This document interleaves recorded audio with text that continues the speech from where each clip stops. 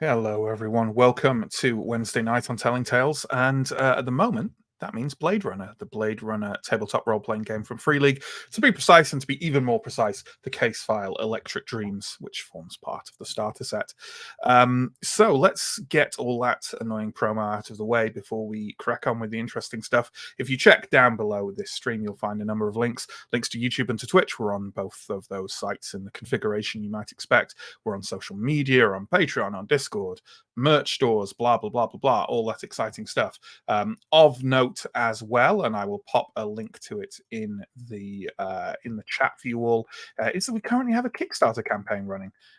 If you're interested in a lovely setting zine for Troika, that includes lots of gonzo cosmic horror and surreal weirdness, then you might be interested in it. Check it out.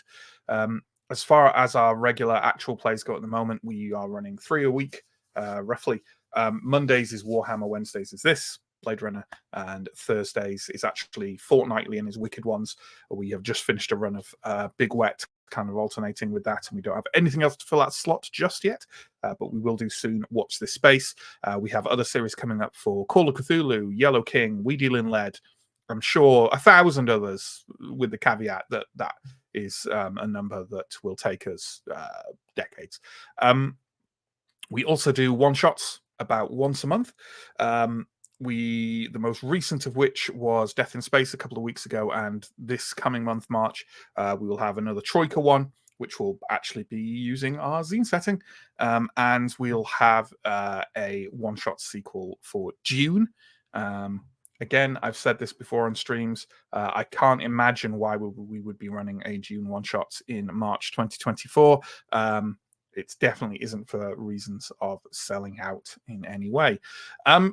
So there we go. That's pretty much it. I am going to start wheeling on the players now one by one, with the awareness that I had not told them what order I was going to bring them on in. But you know what? So far it's alphabetical. So that should give them enough fair warning.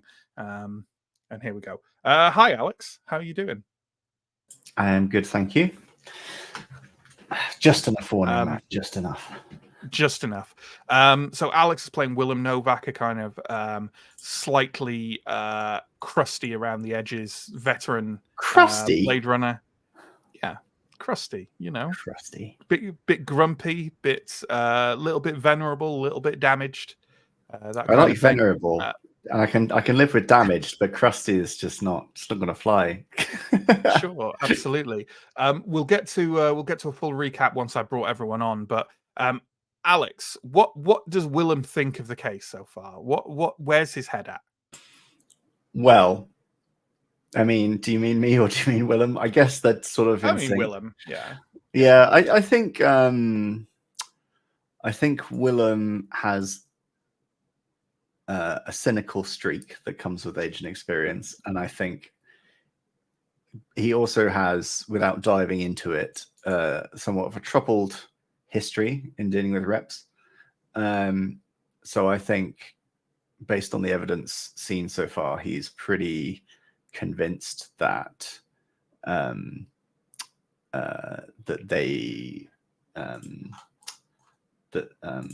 sorry, I have to check something, but I'm not going to mess this up.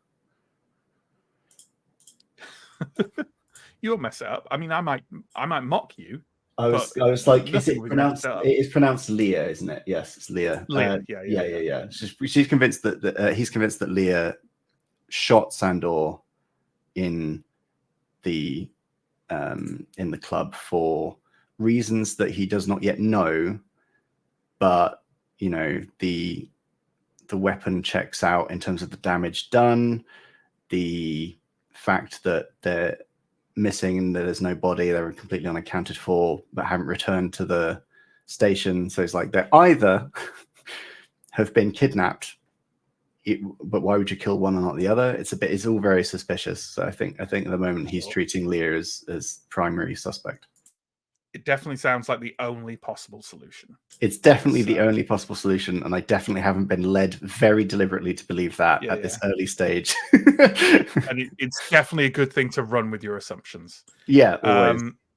So let's bring on our next player. It's Inga, who plays Fenna, a replicant Blade Runner, sort of an expert at sort of subterfuge and manipulation and infiltration. Inga, how are you? And has Fenna got any additional thoughts to Willem on the case so far? I'm good, thank you. But yeah, I think Fenna has a slightly different take. I think Fenna is slightly more feeling like it could be like not Leah's fault somehow. There's some sort of something else going on. But you know, maybe she's a replicant and therefore a bit more sympathetic. Who knows? But yeah, so a little bit more kind of interested in what might be happening, and whether it's part of something bigger, which may or may not be to do with me as a player being stupid and putting 1 and 2 together and getting 3, or 2 and 2 together and getting 5, whatever the saying is. But I've role played it, and so I'm to some degree running with it in my sympathies for Leah, and the thought that there might be other replicants going missing, which we discovered on a rereading of your former partner has gone missing, but they're not a replicant. So clearly Fenna was so concerned that she momentarily became confused. That's fine. Okay, let's bring on Stephen. Stephen is playing Percival, another replicant, the analyst of the investigatory team. Stephen, how are you? And what's Percival thinking? I'm not next alphabetically, is how I am. But you know. But I said currently alphabetically, and the person before you alphabetically was not yet here with us. Cheeky little curveball. Yeah, I'm fine. So you asked how, like, where Percival's head's at. Yeah. So I think he's aware that there is some suspicion pointing towards Leah, and he certainly doesn't want to rule that out. But there are also potentially simpler explanations right in front of him, which is that this happened in the snake pit, which has a anti-replicant presence, to say the least, and that's Occam's razor says that there's a good chance that it's something more to do with that. Absolutely. And finally, our last player, it's Sam playing Olsen Backer. Sam, how are you? And what is Olsen's thinking on things?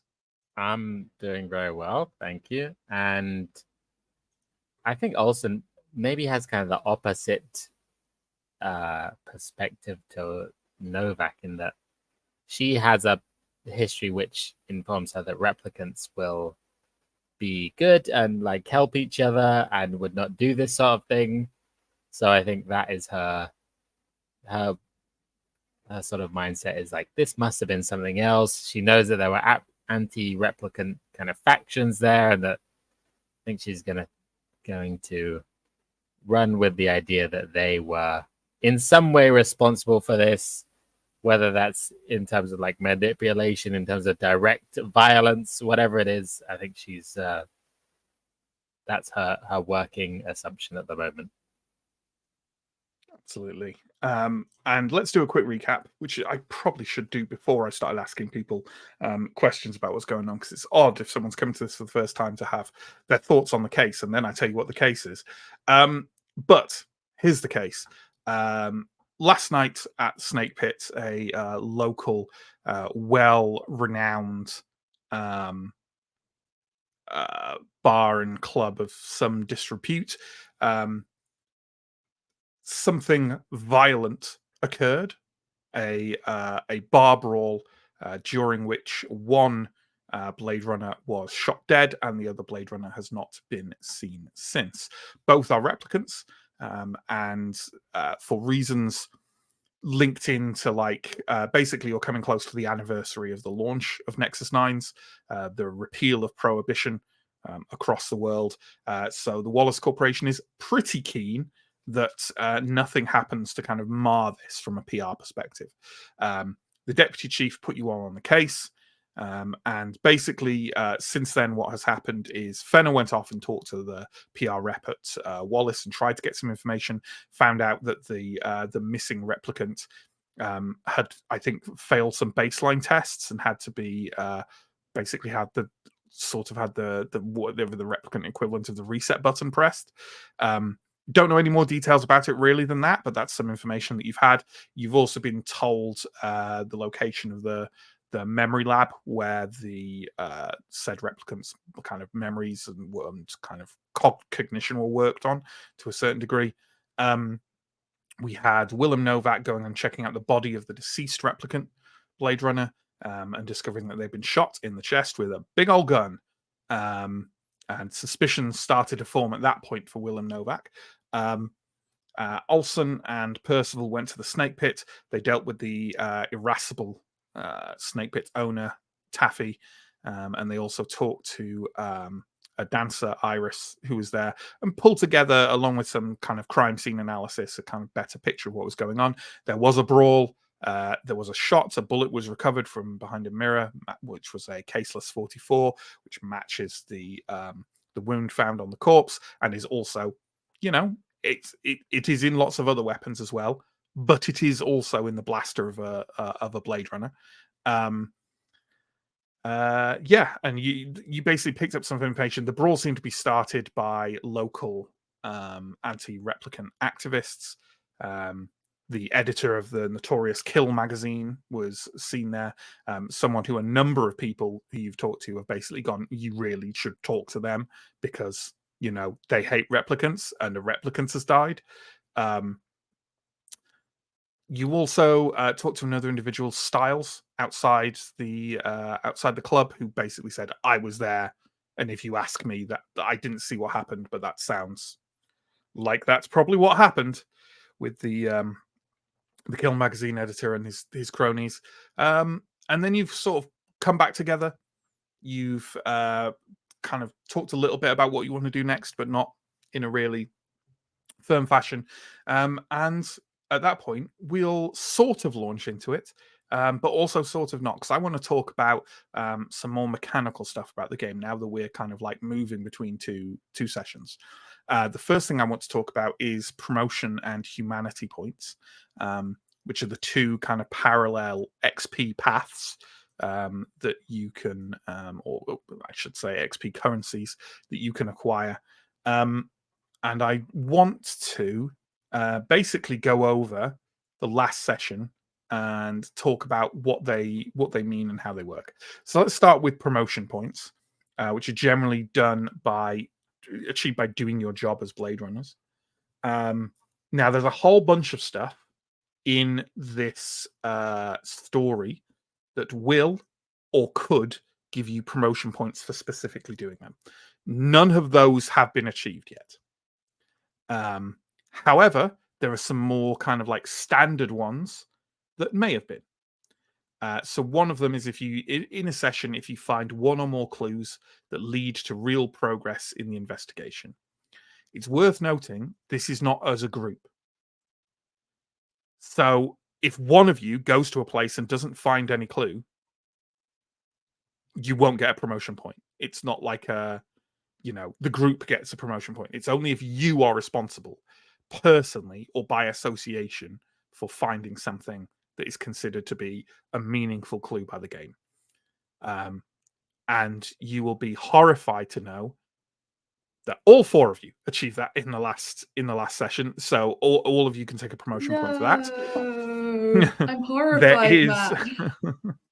There is another one, and this is something we'll talk about now, which is in the session, if you've uploaded at least one piece of important evidence to the LAPD mainframe, then you also gain a promotion point.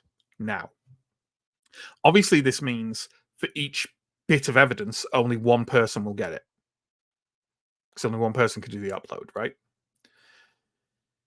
What I would say is, I'm going to ask you what you've uploaded, and I'll tell you if it's worth a promotion point. So, and you don't have to upload things. And you can also wait until they're more clarified, right? Because unless you basically like, if you're just adding little bits and pieces to a previous thing, you won't get extra promotion points for it. Is if I think the majority of that bit of information has been uploaded. Maybe you haven't uploaded anything yet. Maybe you're like, everything's still up in the air. I don't want to like log everything officially until we know what's going on. But let's go around the group, and we will start with Alex. What, if anything, has Willem uploaded to the mainframe at the end of the last shift? Well, I don't think Willem himself retrieved anything substantive enough for that. I mean, all that Willem has been able to do is, and this sounds like a horrible turn of phrase, eyeball the corpse. So you know, it's like, what do you do? Like, write in a little text entry saying, "Looked at corpse, has big hole in it." I mean, like, it's not. No, yeah, that's that. I think that's absolutely fine. That's absolutely fine. You don't have to. Yeah, I think he would wait until there's something a bit more substantive. Okay, Olsen, anything from you? I think Olsen would have uploaded. I don't know how it works, but would have uploaded Styles as a witness, and probably also information about, firstly, that Leia is kind of a frequent patron of this place, and that about the, was it Iris as a witness as well? And maybe something of like a cursory sort of potential suspect to this. Is it Gil or Gel who runs the magazine? I'm not sure if I pronounced it consistently. So let's decide on a. It's spelt Jelle. I think I sort of settled on perhaps Yell. Yeah. Okay. Well, would like, he was their potential suspect, potential links to suspect. That would be all that Olsen really uploaded. Okay. And you can take a promotion point for that. Nice. And I'm not going to tell you which bit of it is the promotion point. Percival, how about you? I think Percival will have seen no reason not to upload some images of the bullet, and also I think some general. He would have taken some photos of the crime scene and blood spatter patterns, and just like how everything in that room was relative to each other, essentially. Yeah. So, because I know that we're about to lose the scene, right? Like that's going to get. The club will reopen, and that's that. Yeah, you can take a promotion point. Inga, how about yourself? I think Benna won't just yet. I think she'll want to see if she can get the information about the baseline tests from the mainframe before she uploads anything back to it. That makes absolute sense. Yeah. Although, of course, it's worth noting that if you get the information from the mainframe, then uploading it to the mainframe isn't going to do it. I think there might be more to or something else. Yeah, exactly. But at the moment, I think that's fair enough. She wants to get info out of it more than upload at the minute. I think that's fair enough. I think like people might see this as kind of like there's a certain inconsistency there, and it's kind of like the luck of happening across the direct evidence and submitting it. But I think that's quite representative. Like, maybe you are lucky in that, and the deputy chief thinks highly of you because you're the one who happened to stumble on the right things, and I think that's actually perfectly fine and a good role play character building thing. So there we go. Also, an extra promotion point or two isn't really going to make a huge amount of difference. I think they start being spendable about like 5 points or something like that. I'm not sure. So, okay. The other things I wanted to mention, because no one used them last time, and that's not necessarily because we didn't know they were there, but just because maybe there was an opportunity for them. But I just wanted to flag 3 things that you can do per session to help yourself out. One is to make use of your key memory. All the characters have a key memory, and they can use it in a skill roll to improve their chance to succeed if they feel like the memory is like applicable in some way. And obviously, from a roleplay standpoint, like we've already had this discussion pre-stream. You know, no one here is going to be a munchkin and trying to torture that memory insanely to fit into one exact circumstance per session. But if you do that, not only does it help with the skill roll, but you also get a humanity point at the end of the session. Interacting with your key relationship will give you a humanity point at the end of the session, and interacting with your signature item in some way will immediately recover 1 point of stress, which anyone who's played Alien, the Alien TTRPG, will be very familiar with. And we mentioned humanity points there, and I didn't go through how many humanity points everyone has earned, because no one earned any humanity points, which is absolutely fine. They are definitely harder to achieve than promotion points. There's story beats of what you choose to do and what, so on and so forth. But generally speaking, doing things like refusing to upload evidence to the mainframe is far more likely to earn you humanity points than promotion points. If we think about it in terms of promotion is being a good Blade Runner, humanity is being a good human being. And those are not entirely congruent things. The key relationship and humanity point thing. So is that about connecting with the person who is part of that key relationship or the situation? Because my key relationship is my missing partner. Yes. So I guess that's kind of come up. So I don't know whether that is relevant. That they're missing is also interacting with them being missing. If you were to spend a downtime trying to find evidence of where they are or whatever, that would absolutely also get you a humanity point. That's not written in thing, but it seems common sense to me, because otherwise it's a weird disadvantage you've been given, right? But I think that's absolutely fine. Yeah. However, what we did last time, where we kind of referred to them incorrectly as it happened, not that it'll have to be some focused, Yeah. Makes sense. You get what I mean. Okay.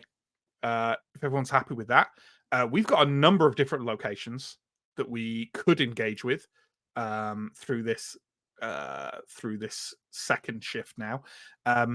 So can we go around the group? Do we did have some chatting last time, so I don't know, you can open up with a conversation if you want, or we can just decide where we're going.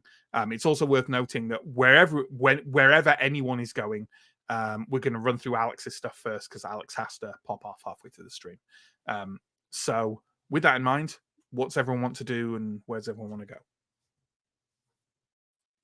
I'd quite like to go to the mainframe and see if I can go back to RDU and access the mainframe to look at any information we can find about these baseline tests, and if there is anything about the recalibration, although I think it's a bit of a long shot. But I would quite like to also see if we can speak to somebody at the memory lab. If anybody else is otherwise wanting to go to the mainframe and wants to look that up at the same time, or if anybody else wants to go to the memory lab, but I'm torn between those two different directions, really.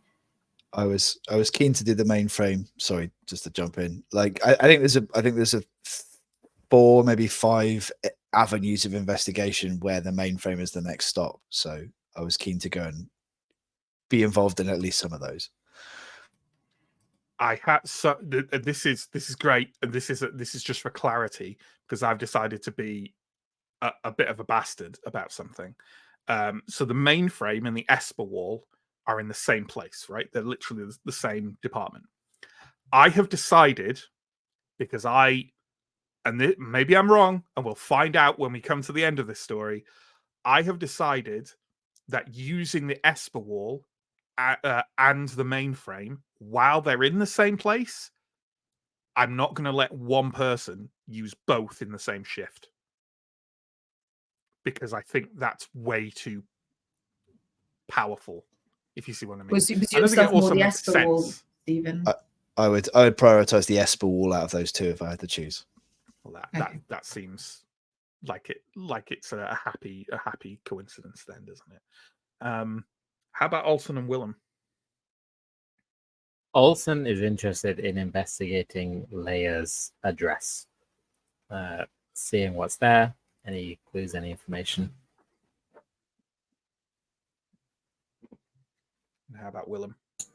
Yeah, so Willem was either going to look at the address or going to pore over Leah's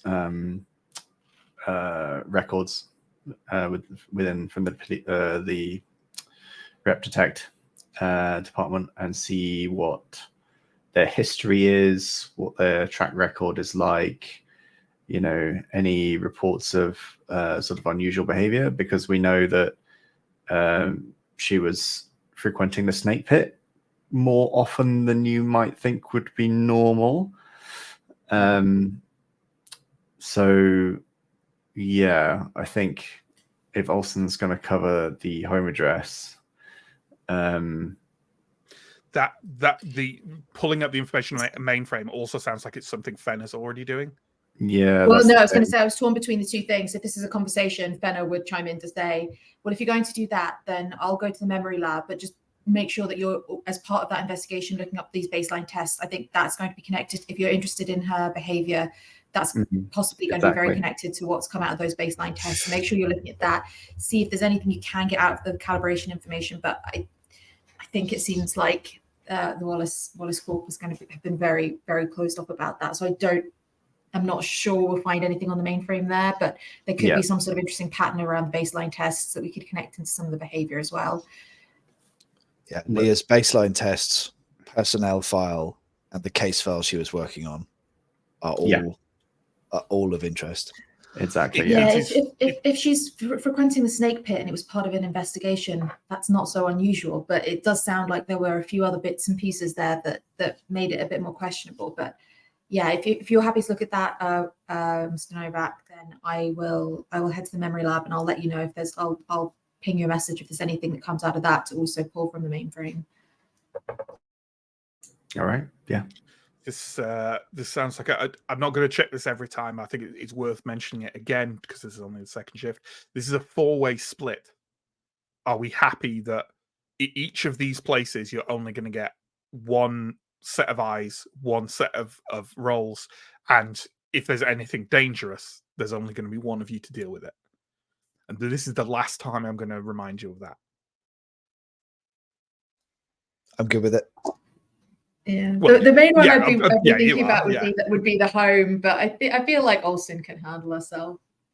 I think I'm okay with the danger. I'm not okay. Olsen's not might miss a clue or two, but I don't know how worried we are about that. We can always go back to the address potentially. I suppose it's not like you can always waste another shift doing that. I don't know, the whole place might explode in some like massive disaster. Don't assume too freely that we can go back there. It might not be there by the end of your shift. I'm honestly not trying to steer you either way. You do as you will. I just wanted to remind you. And shadowy groups have never, planted bombs to blow up crime scenes or exactly. So it's fine. I'm not thinking of anything specific with this. I just wanted to put it out there. Okay. So says the GM who's thinking of something specific. Now he can't help himself. He's going to be thinking about it. Well, by that I mean now that you're doing this, I'm going to put something in. But no. So let's deal with Alex first, and let's deal with Willem Novak, who, along with Percival, and it's like I say, it's the same building, the same department. You're going to the same place. So you know what, Willem and Percival, it's the first time you two have been, in a place together. So why don't we have you two stepping off your spinners and walking through the tight, kind of slightly darkened, flickering neon corridors of the LAPD HQ towards the mainframe and the Esper wall. Let's have, even if the interaction is we're not talking to each other, how what is there any conversation? Is there any interaction there? I think Percival might try to treat it as an opportunity to learn some things from an old hand. So I think we'd be asking, like, have you encountered any cases like this before? Christ, you're asking me to improvise old hand knowledge that I don't have. Oh, it's the ultimate trap. Just fling me under the bus. It's fine. Just fling me under the bus. It's fine. How would Novak respond to that? Well, I will say it's not often that I end up suspecting a member of the RPD. No, this is unusual. It's usually easier to immediately deduce what happens when people get violent. There's some missing pieces here. The crime scene was messy, but the motivation is unclear both to why you would kill someone and abduct their partner. There's a lot of question marks. I understand that some of the circumstantial evidence could point towards Leah as a suspect, but I would have thought that there would be other explanations that might be more readily apparent. Perhaps it's my inexperience talking, but you don't need to pad it like that, Percival. It's all right. Look, I'm not dead set on this. Okay. Leah might be perfectly innocent, but I have to entertain every possibility. And there are some convenient coincidences, not just in terms of the manner of the killing, but also the fact that it was a single shot from close range is just quite unusual. Usually when people kill each other, it gets chaotic, it gets heated, people panic.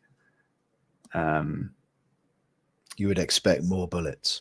I would expect more shots fired. I wouldn't expect them to be for one shot to be fired from so close without any seeming suspicion on Sandor's part that it was coming, especially in an environment as sketchy as the Snake Pit.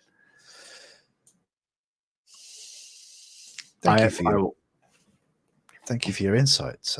This is educational.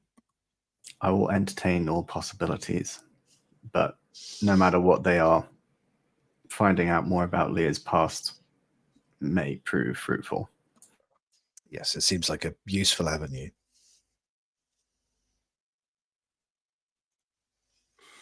Okay. Well, while you were talking, I was busy doing something that I should have remembered to do early today. Don't worry, it's nothing Untoward. kind of criminal or untoward. It is, in fact, clipping out some character art.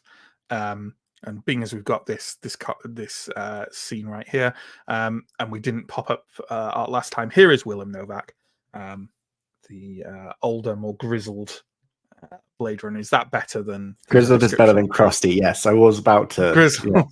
Yeah. Grizzled is almost always better than crusty.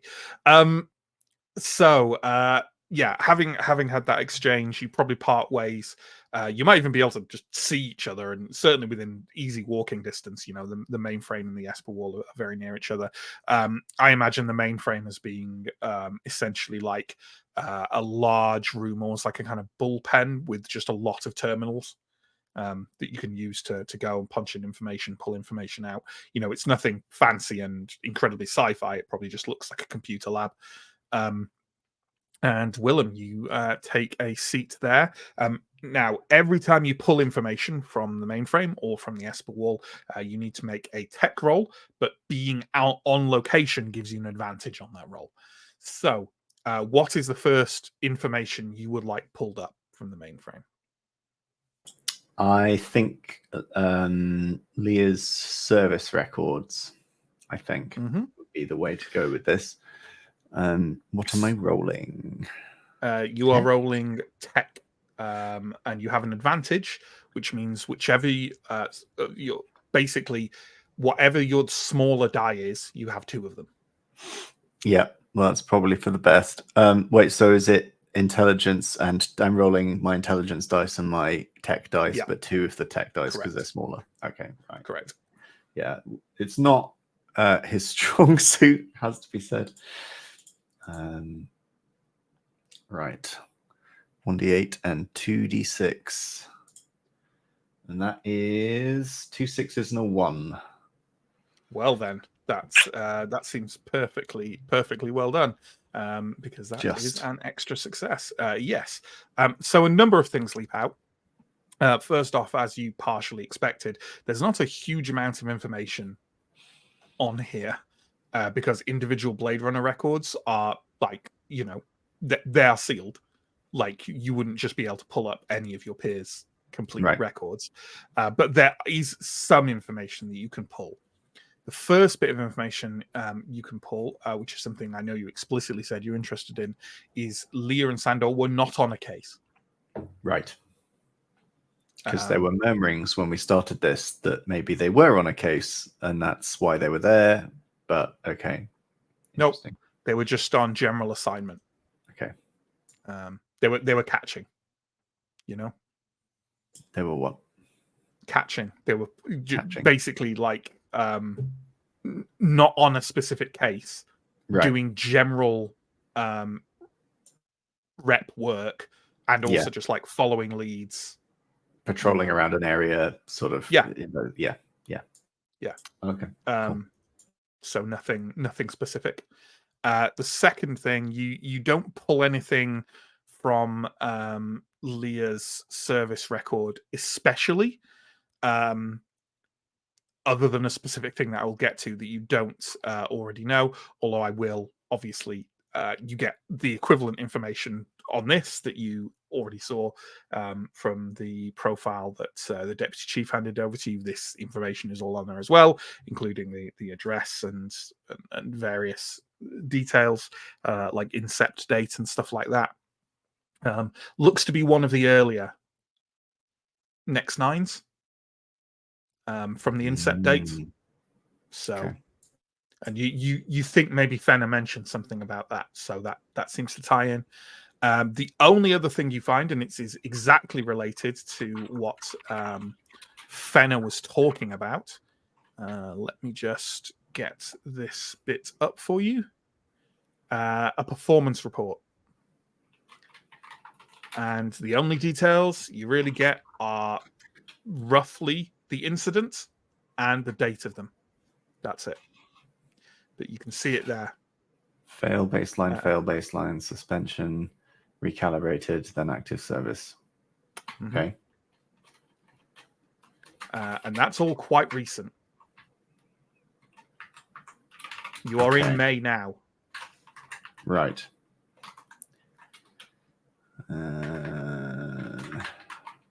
Okay. Interesting.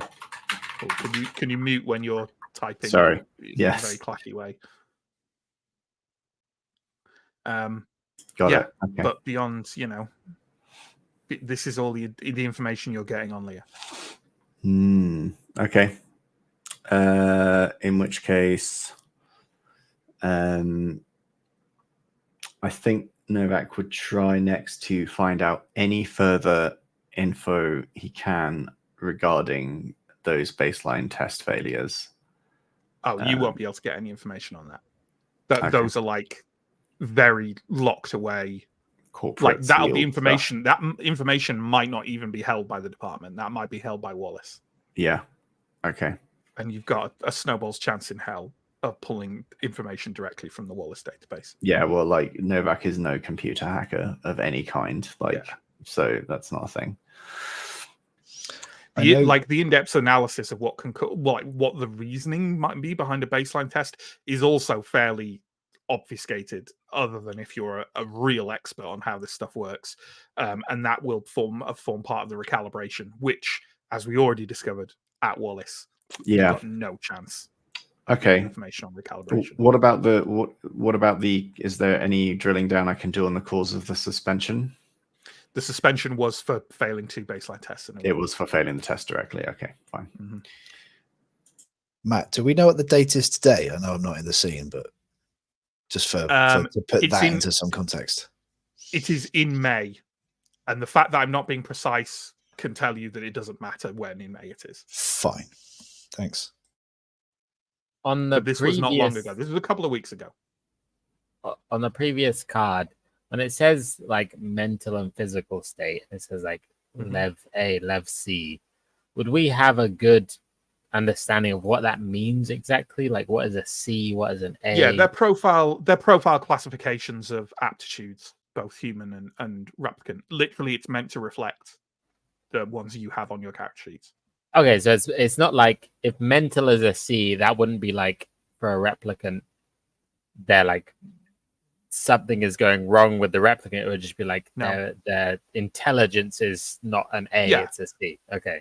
This is the capability of this unit. Okay. Essentially. Yeah.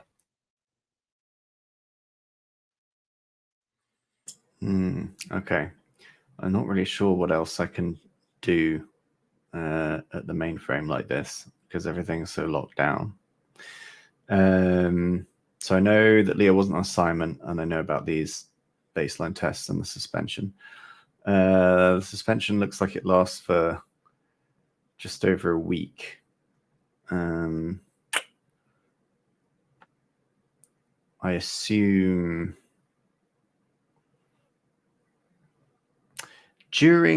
how about this? Here's an idea. During the period of Leah's suspension, is it possible to pull up, is it referred to as ESPA footage, the sort of effectively CCTV? Yes, it certainly would be, but you suspect that the suspension would be having gone to Wallace for recalibration. The recalibration would not be done on a day. Like, you suspect suspension for a replicant. In fact, you'll know. Like, right. The suspension will be that Leah was at Wallace Corporation having whatever recalibration entails. Right, so the recalibration was finished on the 7th of May. It will have probably... Correct. Yeah, okay. Right, well, that's useless as well then. Although, yes, you could pull up stuff on the ESPA wall, but as I've said, that is a separate shift, but yes. Okay. Oh, yeah, sorry. Yeah, it's not connected. Yeah, I don't think there's much else I can do here, to be honest. I feel like this is a bit of a dead end. Sure. So is that it for the mainframe? Yeah, I can't think of anything else. You know what? I will give you something else that I actually wanted to give you near the beginning of the session, and then I handily forgot. Which is because you have been thinking about like the provenance of this 44 more than anyone else, I think, and I'd like you to make a connections roll. Ooh, okay. Because it's something that in the story, when you like the story basically has it. So once you find the bullet, you can have it analyzed by Coco, right? But because Percival rolled 2 successes, I basically let him do it without doing that. And then I didn't check the bit because I was like, oh, they have that information. But then in the book, there's like, oh, and then they can make a connections roll once they have that information. So I didn't do that. But I'm going to give it to Willem because it feels... You'll see why if he makes it. It seems like the most appropriate. I got an 8 on my D8 and a 4 on my D12. So nice.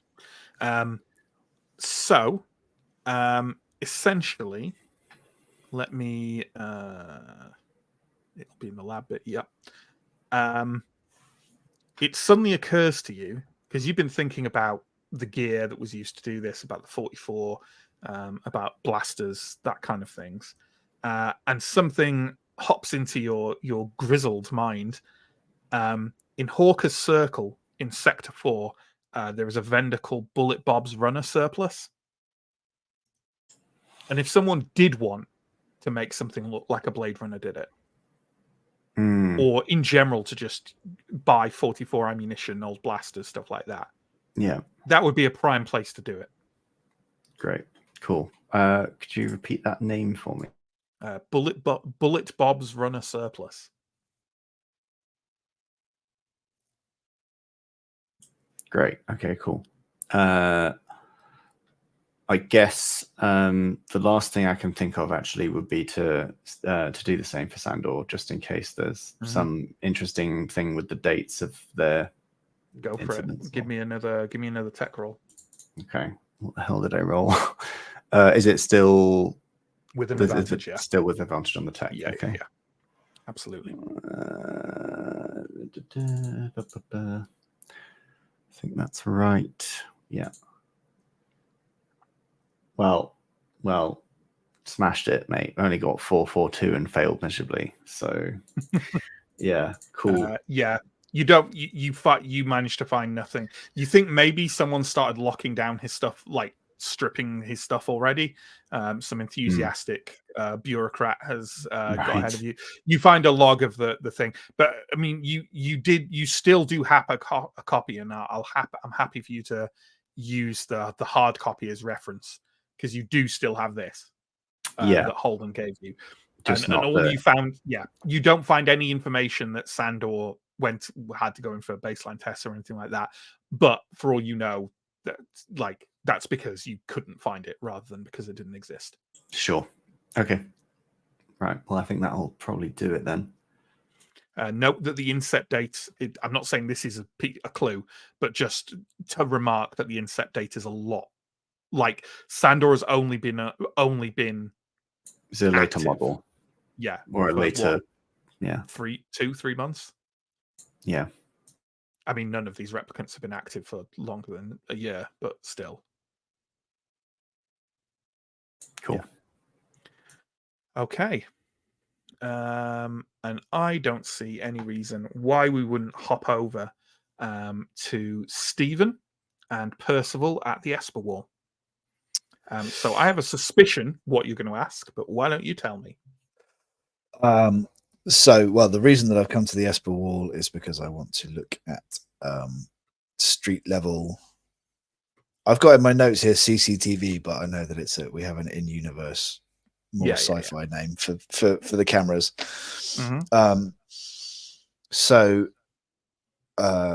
I guess I'm interested in like the outside of the snake pit, the night of the incident.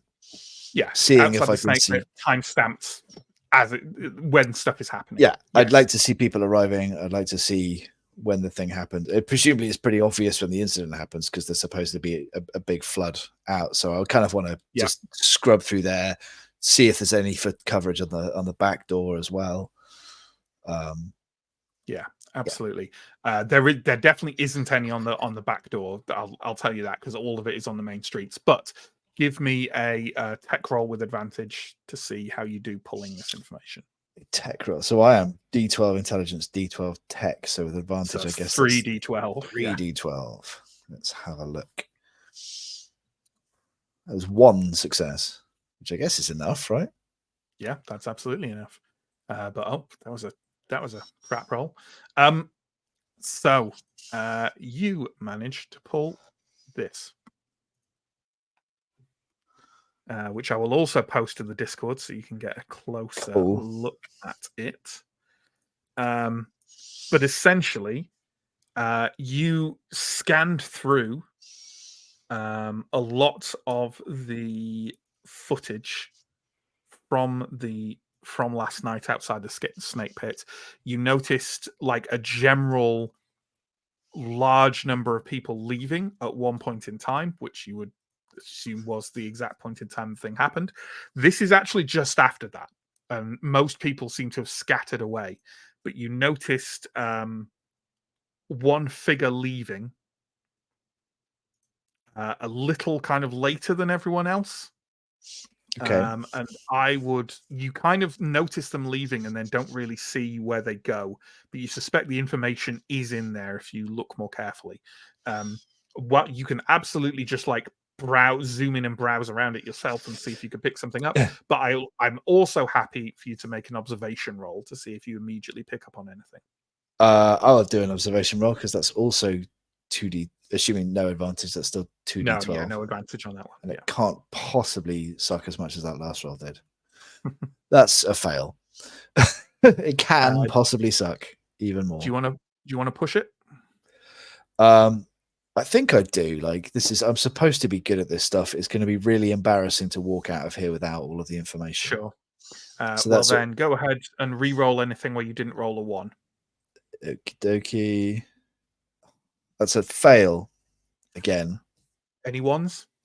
No, so I got a 5 and a 4. So I could Okay. I can push that one more time, right? As a replicant. You can. You're a replicant. You can push twice. Yep. Let's do it. Let's do it. There we go. 2 successes. 8 and 11. Okay. After some kind of like other Blade Runners are like looking at you over where you like, because I imagine the Esper wall is like, it's possibly described in more detail and I'm contradicting it, but I imagine it is like a large, like clear glass thing where you're like dragging around images, like, and you know, widening them and examining them. And I'm imagining it's one big wall and Sure, there's multiple people at any one time, like pulling information and moving it around, right? And kind of other Blade Runners, unbeknownst to you, are kind of like glancing over at you oddly as you're like truly hyper focusing in the very like you're like literally you're like patting across the image like almost like Pixel by megapixel pixel. by megapixel, like Yeah, looking for stuff, and kind of like human Blade Runners are looking over at you a little taken aback by this. However, you do eventually find something of interest. You're pretty sure that's Leah, and you're pretty sure she's getting into a cab. Ooh. Do I get the number of the cab? I don't know. Do you get the number of the cab? Well, I can see a barcode on it, which I assume is a sort of analog for the. Yeah, and there's some digits over that. Yep, absolutely. Cool. So that's a thing that I can go to try and look that cab up and. Yeah, absolutely. Find that driver. It's an agency called Metro Cab. Metro Cab. Cool. And yeah, you have the ID number of the unit. Awesome. Can you give me a connections roll? Let's see if the dice hate me any less on that. That's going to be a D10 and a D6. That's a fail. Okay, never mind. Shame. That was to know where Metro Cab dispatches. So you're going to have to find that out another way. Okay. Can I? I could push that, but I got not on the SP. You can't. Okay. You could find that information on the mainframe. Also, connections like a passive roll, right? Like it's only if you're like you can only push rolls that you're actively doing. Yes, that's correct. And yes, I would judge this to be a passive roll. Yes. Yep. Cool. Okay. Well ruled against yourself. Thanks.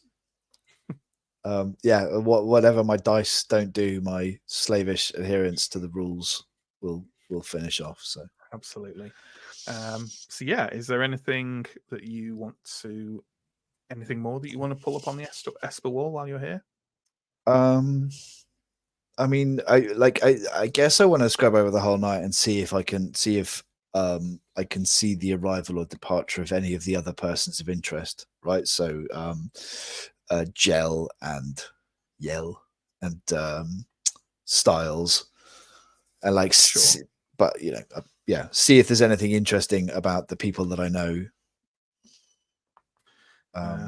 So 1 second, I'm just doing something of interest.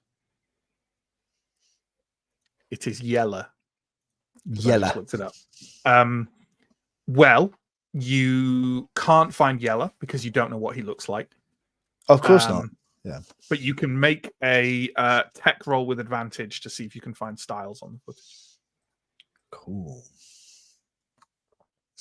That's not bad. That's a 1, but then also a 7 and a 10. So that's 2 successes, right? Yeah. Okay. Let me get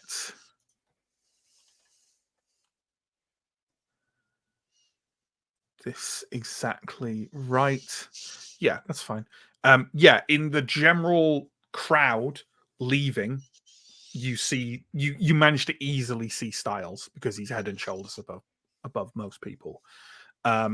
He's sort of one of the last to leave, but not like it's not like he's not like the penultimate. And then there's like he seems at the back of the crowd leaving, but he is in that crowd and he is leaving, and he quickly vanishes down a side street. Okay. Cool. And then I guess the only other thing is there any footage of Leah and Sandor arriving? Is there anything interesting about their body language or whatever in terms of? I wouldn't say the footage is good enough to pick up on things like body language, other than if they're like, throwing their arms around or whatever. But if you want, you can certainly make a tech roll to see if you can find when they arrive. Let's have a go. That's with advantage? Mm-hmm. Yeah, 2 successes. Yep, they arrived about an hour earlier. You don't see anything. They arrived together. You don't see anything amiss. Great. Okay. I think that's what I'm going to get out of this, and that's good. Good. There we go.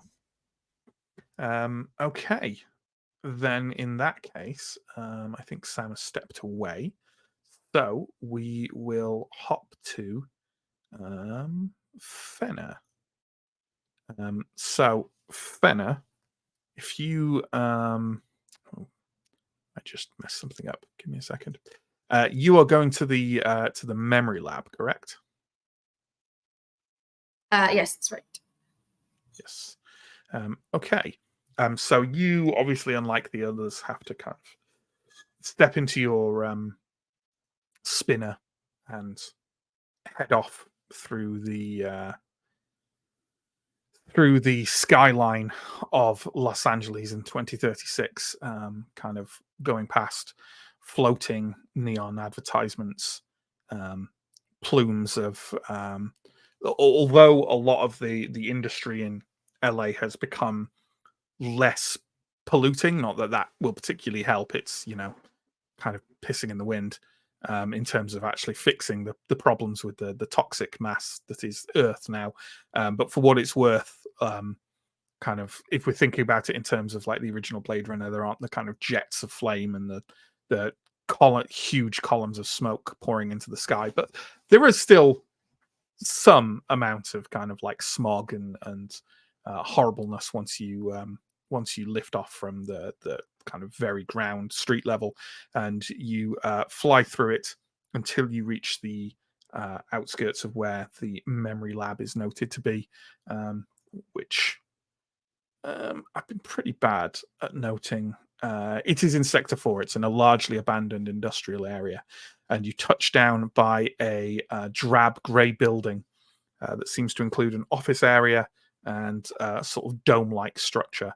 The name Lilith Memory Lab is printed over the entrance. I will head in. I assume there's some sort of like reception type area that I can go and introduce myself.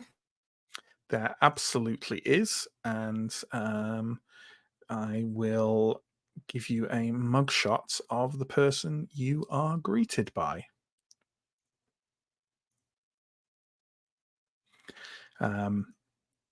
As you enter in, there's an office clerk sat behind a desk who kind of looks up and quite perkily says, "Oh, hello. I wasn't really expecting anyone tonight, but always happy to have visitors. I'm Terry, just Terry." He stands up and reaches a hand out to you.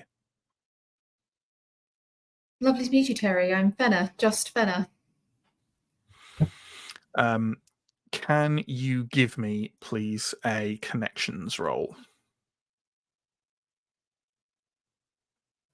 Actually, I'm going to give you a choice. Either connections or observation. It's up to you. Oh, it's a D6 and a 10 or a 6 and 12. I think I'll go for my 6 and 12. And out of interest, which is connections. That? Connections. Sure. Okay, so D6, that's a 1. And my empathy, that's a 4. That's a fail. Do you want to push that? Obviously, with the knowledge that you're going to get a point of stress out of it.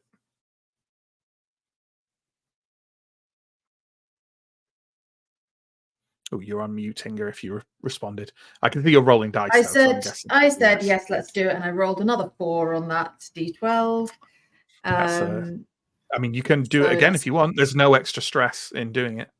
Again. Oh, there isn't? Well, there is if you roll Oh, well, is there actually? Well, because I've still got that one sitting there, I guess. That's a good How point. stressful can I make things? Does the second push count as? I guess it must do. Yeah. I'd don't see have why it wouldn't. assumed so. I thought the stress was only if you rolled the one. I did. I rolled the one on the pre-push roll. But you It's- can't re-roll ones, and it's if there's a one in the last. Yeah, no. All, But it's all gonna- dice count, even any in your initial roll. Yeah. So that will that one will count again. But it does say it's like however many ones you have at the end. Oh, okay. But I don't know if that counts like every time you roll. No, I think that's. I'm going to countermand what I just suggested. I think that's fine. I think you can, like, you could roll another one and therefore get two stress. But like, yeah, you can push again. Yeah, I will try pushing again. Another 4, and this was I switched between 2 different D12s and rolled 3 4s in a row. It was obviously not meant to be. statistically, infinitely unlikely. Sure, yeah. You nothing occurs to you as you greet Terry. He kind of glances outside at your spinner where it's landed, which is very. I mean, it has LAPD stuff along the side of it, and he says, "Oh dear, I hope there's nothing amiss." Nothing amiss with the memory lab, but we are conducting an investigation, and representative from Wallace Corp, whose name I've forgotten now, but I will name drop because I'm sure that Fenner has remembered. It is Quell. Yes, Quell. Quell said that Lilith Memory Lab would be very helpful might be very helpful as part of the investigation, and they are supporting us with Wallace Corp is supporting us to resolve this situation. I was hoping to get any information you might have about the memories implanted for a particular replicant that we are looking for. Well, I don't think we carry exact records of these things. Those would be more to do with the place that accepted them for inception. But I mean, Miss Tyrell is here. If the work was done by the Lilith Memory Labs, then she will have been the one who designed the memories. Would you like to speak to her?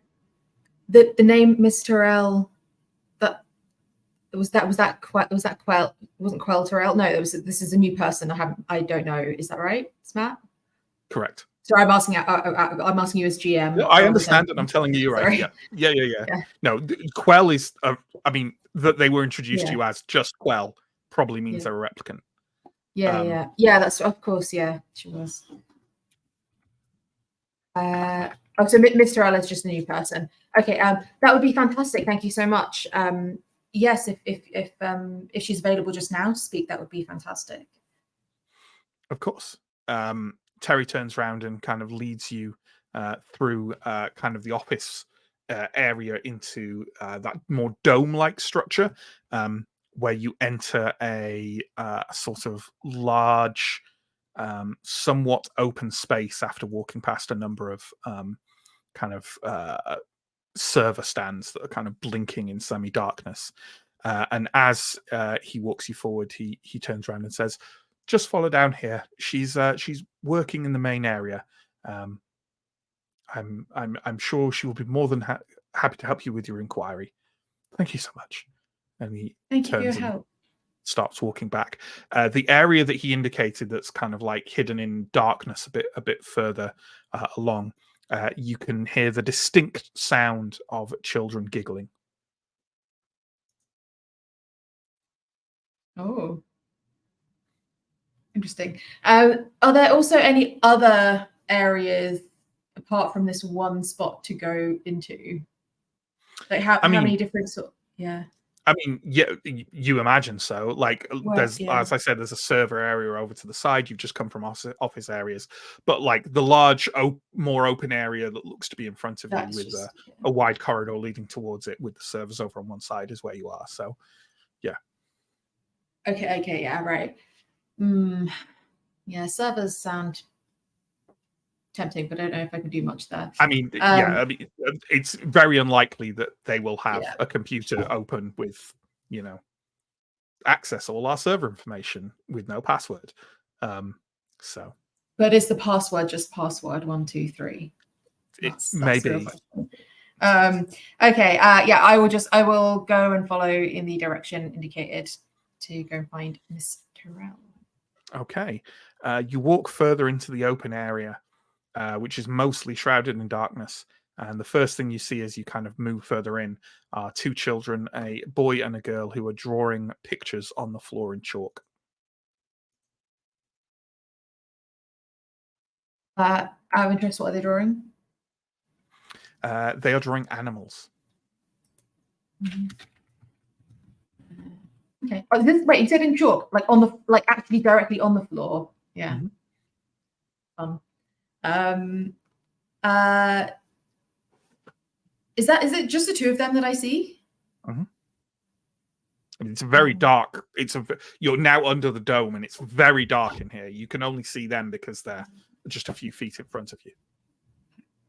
I will bend down to get down onto their level and say, "Excuse me, would one of you happen to be Miss Terrell?"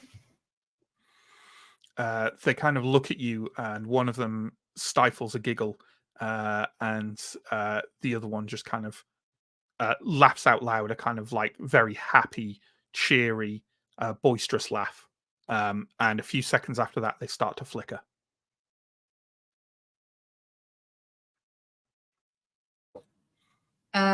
Is this like, oh sure, like holograms? I mean, holograms exist. That's They normal. definitely exist. You Yeah. saw several of them on your way here, but they were very realistic. Yeah. The flickering increases, and then they blink out of existence. The lights in the dome slowly start to rise slightly, and a slender figure walks from the edge out towards you, removing some kind of strange electronic contraption from her head. I'm sorry, I didn't realize I had company. I was still working. I assume you got past Terry, so you must have a reasonable explanation for being here? Yes, Terry was very helpful. I'm so sorry to intrude. I didn't mean to interrupt. My name is Fenna. I'm here with the RDU. I was advised to come and speak with you from a contact at Wallace Corp. We're investigating. We're looking for the location of a replicant, and I understand she had some memories implanted from Lilith Memory Lab. Terry suggested that you might be able to help with some information about the memories that were implanted, as he wasn't sure if the records would be available. I see. A cup of tea? Oh, that would be splendid. Thank you so much. She walks over to a kind of tea tray at the side and pours from quite an old-fashioned china teapot. I'm happy to help you however I can, Miss. Fenna. Just Fenna. Just so. I'm happy to help you however I can, but I have designed a lot of memories. I used to work for my uncle, and then I worked freelance, and now I'm more or less permanently contracted to Wallace Corporation. And as you can imagine, the last few years have been busy. Busy indeed. But as I say, I'll help you however I can. Why don't you give me a few more details? She turns around and hands you a expertly poured cup of tea. I will take it with an appreciative look and say, thank you. The replicant in question is named Leah, and I'll rattle off the number, her number as well, and just give a brief description of her with the short bobbed sort of dark hair and rough height and things that I presumably have from her case files. I don't know if this is notable or not in your line of work, but she had failed some baseline tests and been recently recalibrated. Rather than being a new replicant, she was actually one of the older models. You might have even seen her more than once across the last year. I don't suppose any of that jogs the memory at all, does it? It does. It does a little bit. She's sort of swirling the tea around the cup as she looks down at Leah's image. I would also like you to make a roll, since you're talking about something that might occur to you in some way. Could you make a roll for observation with disadvantage? That removes your lower die.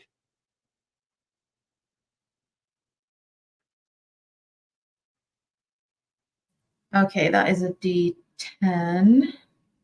So hopefully this will be a kinder dice to me. The 7. Okay.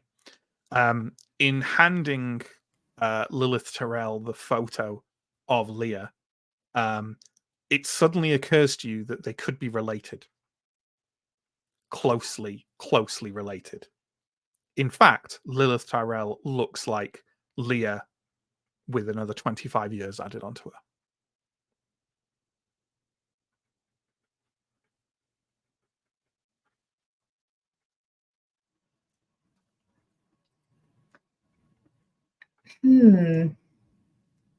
Is again, GM question.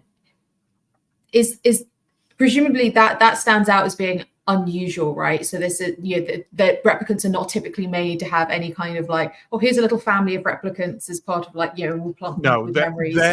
They sometimes are. It's known as a templant, but it is unusual, yes.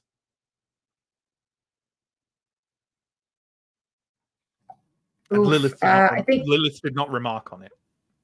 Okay, yeah, I don't think I will at this point either. I think I will just mentally clock that. Again,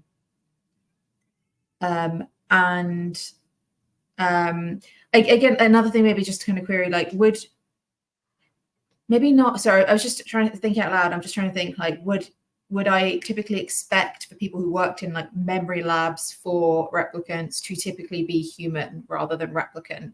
But then I suppose Quell back at Wallace Corp is a replicant. So maybe. But Quell was a PR representative. Yeah, not actually doing the work on this. Yeah, okay, interesting. She did also, this woman Lilith did also refer to my uncle.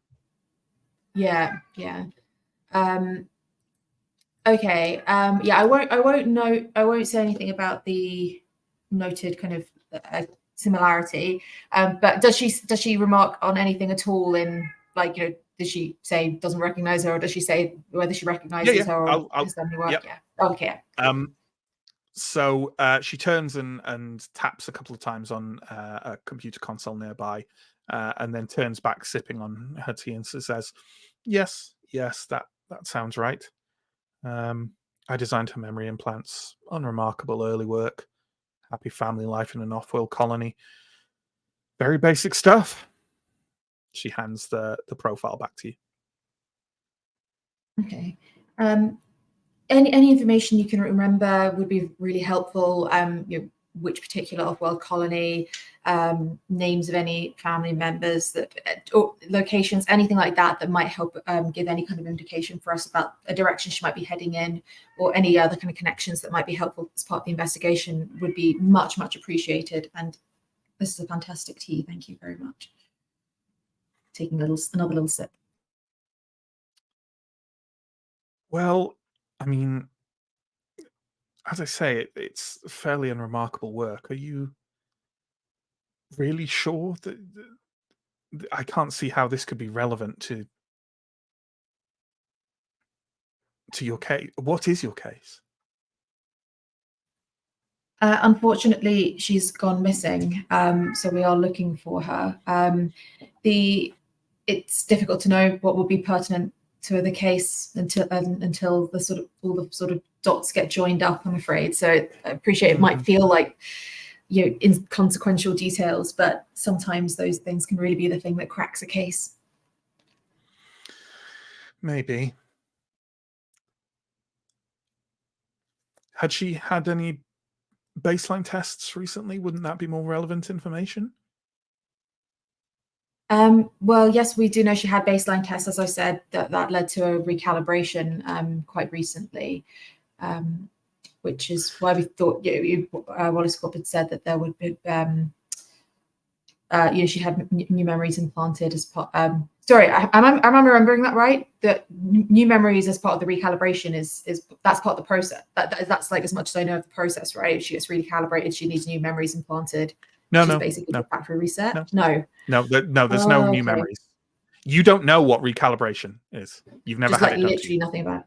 Okay, I just maybe made an assumption then that a factory reset would mean no memories. No, sorry, I did glibly call it a factory reset, but it's not actually a factory reset. Yeah. Okay, right. That's maybe misunderstanding on my part. Okay. It's okay. I can respond to the last thing you asked. So I can't even remember what the last thing I asked was, so that'd be great. So she says, well, failed baseline tests, they are a common occurrence. They're typically the result of the taxing work as a Blade Runner. She kind of nods and indicates to you. Are you absolutely sure this is relevant? It does require some digging.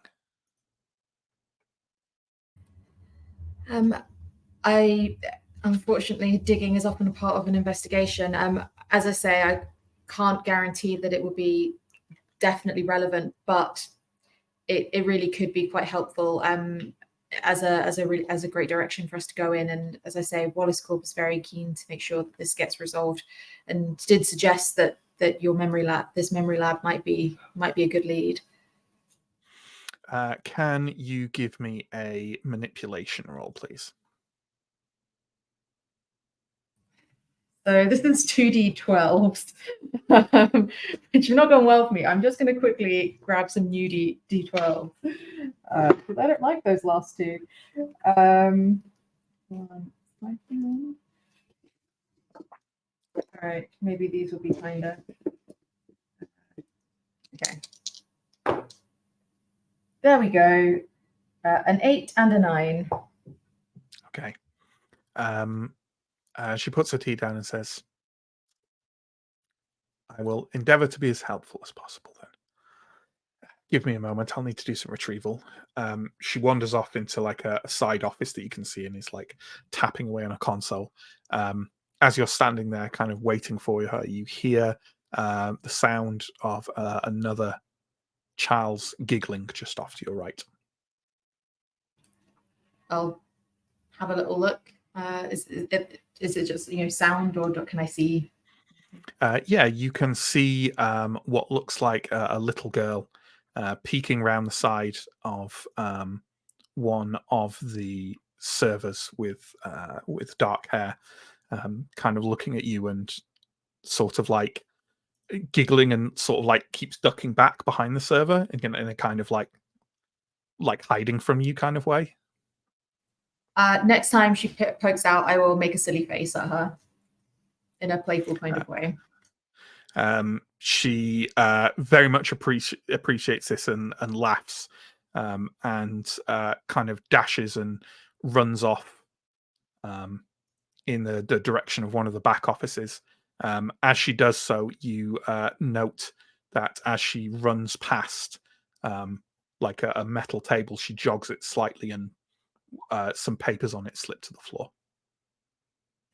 I'll go and helpfully go to tidy those up. And just to be absolutely clear, they're not papers of any interest whatsoever. It was simply an elaborate GM device to make sure you were aware that this is a real girl. That's fine. I will still helpfully pick up the papers anyway. Yeah, they're like rent stuff. Okay. After a few more moments, Lilith walks out and kind of looks over and says, Sarah wasn't bothering you, was she? No, not at all. Very playful young thing. Is she yours? Yes, my daughter. She's she can sometimes be a little bit of a handful, but she is lovely. All right, I found what you are looking for. Well, it may be a little different to what you expected. It was a little more complex than I had initially recalled, and it was when I was experimenting with the current track of my work. But make what you will of it.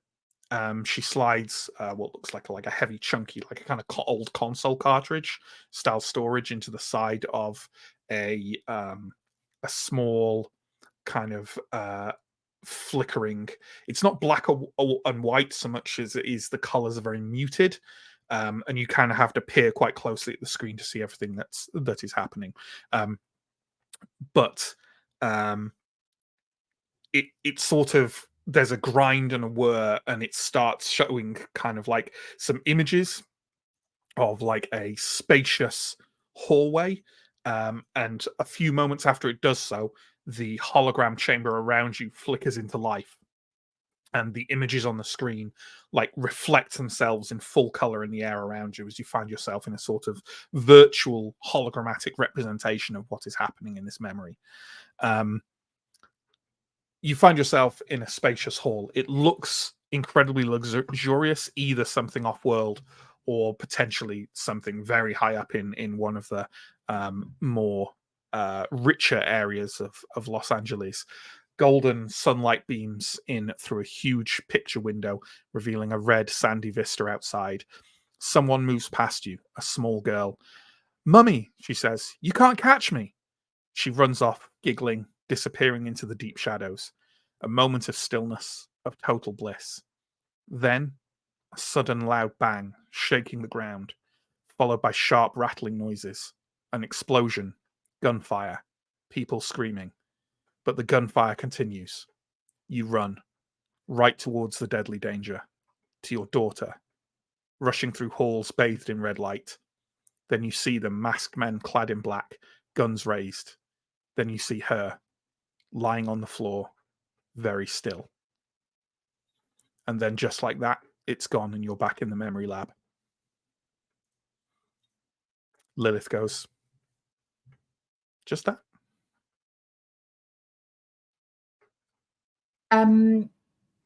Is it common for there to be a more, I suppose, traumatic memory like this implanted?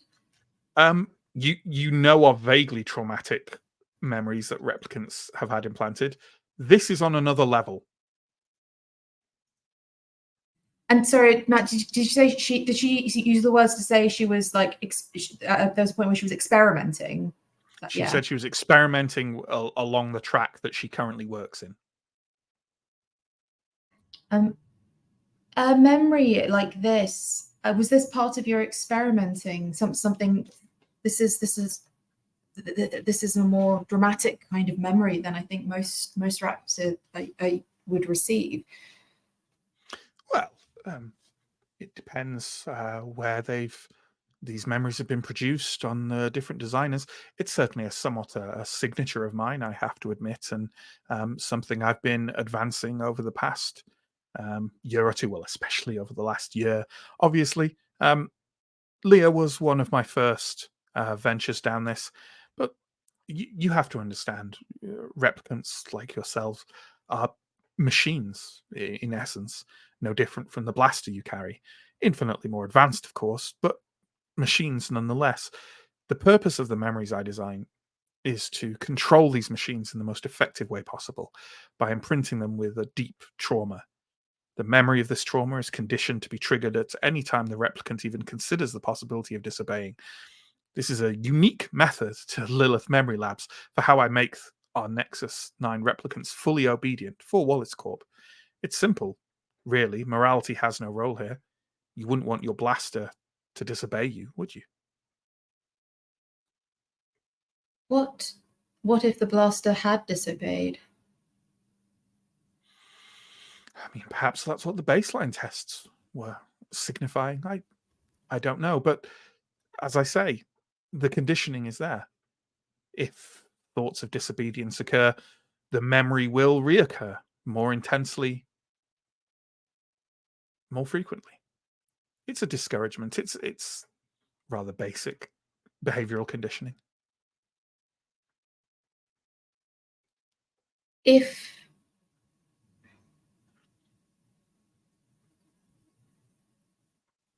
your daughter were in a similar situation, but you had a blaster available to you, what do you think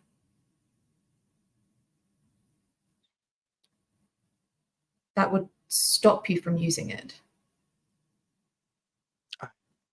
I don't understand what you mean. It is just a memory. When I say the memory is triggered, I don't mean that Leah would experience this as though it were reality, merely that the repeated trauma of the triggered memory would build a negative association with disobedience. Understood. The more Leah or any replicant that I have implanted using this process considers the notion of disobeying from their assigned role, the more they will relive this traumatic memory. Again, simple negative behavioral conditioning. How many replicants currently do you have this sort of memory implanted? Wallace would have those numbers, but many. I'm sure they have, used my techniques, my suggested contributed memories on many individuals. The only reason I can identify Leah as she was one of the first examples of this used. They must have made use of my memories consistently so much. Now I'm not sure that I would even be able to know a later model, but they're still being done. Absolutely. Possibly some of some of your colleagues. I don't think yourself. I don't remember Afena. Thank you so much. I'm not sure if this will be directly helpful, but it certainly. Sorry, I am like struggling with my words today. I will make some gracious exit that I, as a player, am struggling with at the moment. And thank her again for the tea and head out. I don't think I've got anything else I want to ask her about just now. Absolutely. She says, well, you are welcome. If there's anything else we can help you with, I'd be more than happy to cooperate. It gives me a little break from my work. Thank you so much. I'll head on out, and I'll be nice to Terry on the way out as well. Thank you again for helping me out. Well, as you are on the way out of the memory lab, as you're kind of moving through to the office area that has Terry in it, a small voice from kind of nearby, kind of behind one of the desks as you walk out, says, "Is my mummy in trouble?" Oh no, of course not. No, your mummy was very helpful, actually.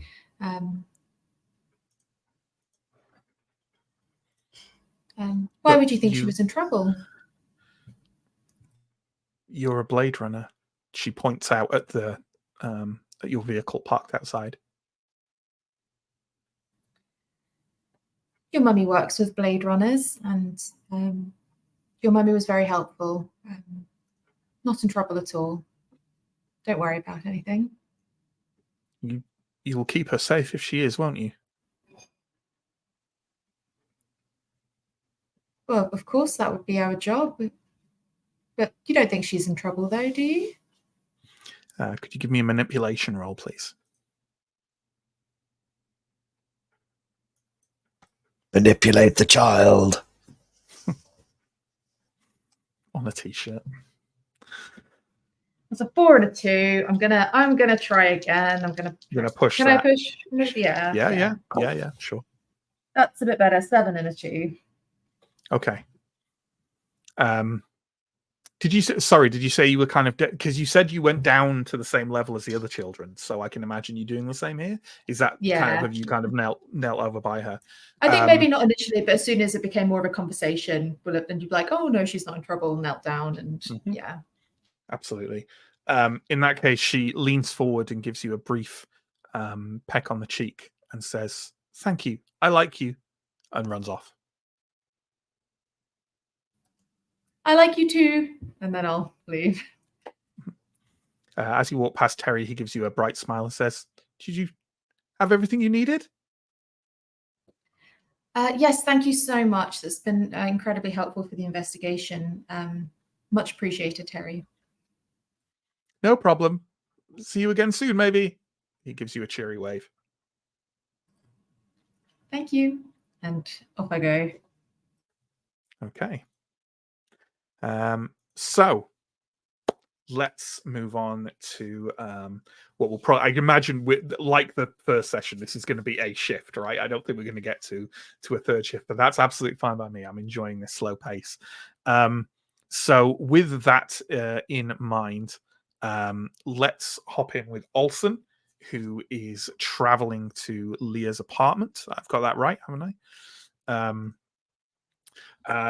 Leah has a small studio apartment in Sector 5. It's not far from the LAPD HQ. It's not far from all of your own apartments, all of which are granted to you by the LAPD. You touch down on a street nearby. It's not difficult to find, and you find yourself outside a very large, very disreputable and kind of battered looking apartment building. Again, not unusual in the slightest. As you go to walk in, you can see there are kind of small crowds of people all around on the street and in the corridors that you're walking through as you enter the building. Sort of people with nowhere else to go. The very lower levels of most of the buildings in LA are essentially all colossal squats with people living kind of unofficially in them, and the entire city is sort of essentially segregated vertically, in that at the very top of buildings are people with the money to live above the people with none, and that is generally how it is. And for a lot of those actually rich or verging on middle class, I guess you're middle class essentially, but you do not live in what we would consider to be middle class comfort. But the people who do live in comfort, they won't be going into these entrances. They'll have their own sorry, I absolutely keep blanking on the name of the vehicle in this. The spinner? Spinner, thank you. Yeah, for some reason. They will have spinner pads on the roof, or helipads, or other things, right? And it truly is the case that you can have a building that is, like, at the very top is like the CEO of a corporation, and at the bottom 10 floors are just full of squatters. That's extremely common. However, Leah doesn't live quite down that low. She lives on, or lives on floor 13. You enter and immediately see the elevator is out of order. The stairwell is filthy and covered in graffiti and kind of crowded with a number of people. But it does look like it's the only way up for you to go. Okay. No, I mean, I'll head up. I need to get to this place. I probably will not have my badge visible and my gun visible on the lower floors, but as I go up floors, we'll make them more visible. Sure. No, I think that makes sense. And also, I'm going to do... Oh, that's annoying. I literally only just remembered that we were doing the kind of trying to show the mugshots, and then realized that the only one I didn't clip when I was clipping them earlier because I ran out of time was you. Okay. So bear with me just one split second while I do said clipping. We'll show also. I realize we didn't show the other two either, but like, it'll all happen. Don't worry, folks. It'll all All the happen. artwork is very good. It's very It is. nice. Yeah. Well, a lot of it's It's a market slow drip, tease. right, You is get like one consistently. per episode, maybe. Just Yeah, gotta yeah. drip feed those mugshots. Yeah. Or at the very least, now that I've clipped it, 2 per episode. So there's Olsen. And yeah, this stairwell looks to be the only way, and I'm assuming you are going to take it up past these people. Yep, gonna walk past. I'm trying to just, but I'm not trying to make a big fuss about being here. Just trying to get to where I'm going. Sure. Yeah, they are dense enough on these very lower floors that you definitely have to push through some groups of people, and they sort of give you stairs, but don't kind of actually do anything about it. Clearly, everyone needs to do this as they go past. It doesn't make them like it anymore. And you wend your way up 13 kind of sets of stairs, basically like this. It starts to thin out with each kind of subsequent floor, but by the time you reach 13, there are still like little groups of people stood around. You reach the correct corridor and walk down it again. A few people kind of stood around and find yourself stopping in front of a door that has the word skin job sprayed on it in large green letters. Okay, I think Olsen's gonna take a minute to get her breath.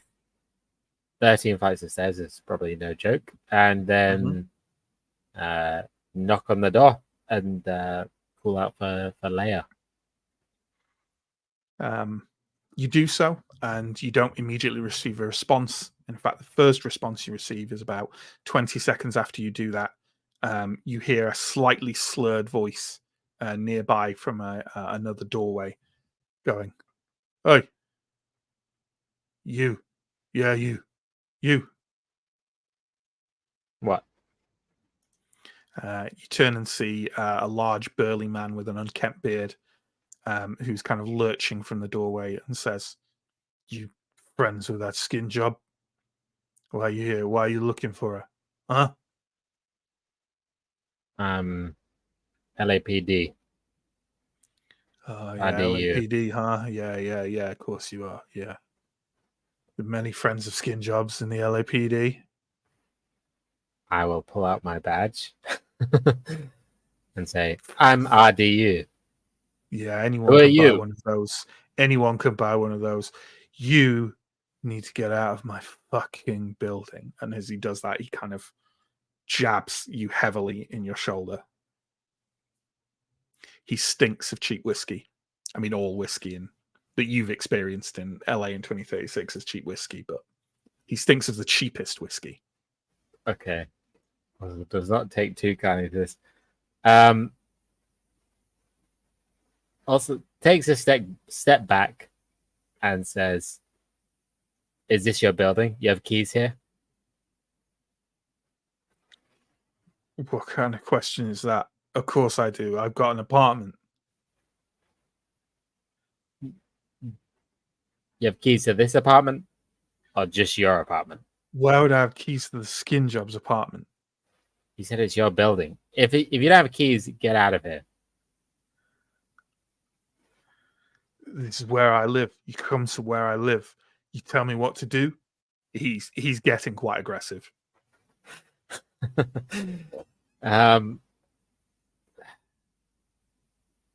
I've told you, I'm LAPD. You're not going to get another warning. You need to leave and let me get on with my work immediately, or he things will lurches not towards end you. well. He's not quite swinging for you yet, but he definitely lurches into your space, growling, "I told you, you don't tell me what to do in my building." Alton is going to just shove this person as hard as she can away. Like, Okay. Can you give me a force roll, please? We'll do. He's got some stats, so what we'll do is competing force rolls, I think. And he's not going for you yet, so it's not like if you lose, he pushes you. If you see what I mean, it's just whether you manage to like push him away. Let me. God, where's this stuff? Come on, book. Trying to find this guy's stats. There we go. Obnoxious neighbor. Okay. Appropriate. He doesn't have. How does that work for skills? Okay. If they don't have skills, do they just default to one roll? I guess they do. I can find that out later. Either way, I know what he has, so I will roll it. Okay. What did you roll? I got a 9 and a 3, so 1 success. Okay. He got 2 successes. You are the Oh. aggressor, so you can push if you want. I guess I'll push. Why not? You can also re-roll the 9 if you want to try. Is that on a D10 or a D12? I think it's on a D12, so I'll try, because if it's above 10, it counts as 2. Isn't that right? That's how he got 2 successes, because I was only rolling 1 die for him. He rolled a 10. Okay. I'll give it a so you can try that, or you can bank that success and roll with the other one to try and. It's up to you. You only need to match him because you're the aggressor. I'll roll both. I'll say that gives me slightly better odds. Might be completely wrong. I don't know, but we'll see. Sure. Still only 1 success. 8 and a 2. Still only 1 success. Yeah, you kind of like shove him, but he's big and he's drunk and he's having none of it, and he sort of takes a step back and kind of like he was holding a bottle and he kind of like drops it over to one side and sort of squares up to you and basically starts to bring his fists up in kind of like he's ready to fight you. So I still reckon he is drunk. So I'm going to automatically give you the first action. So you're going to get to decide what immediately happens now. But if not, if you don't do something, he's definitely going to swing for you. Okay.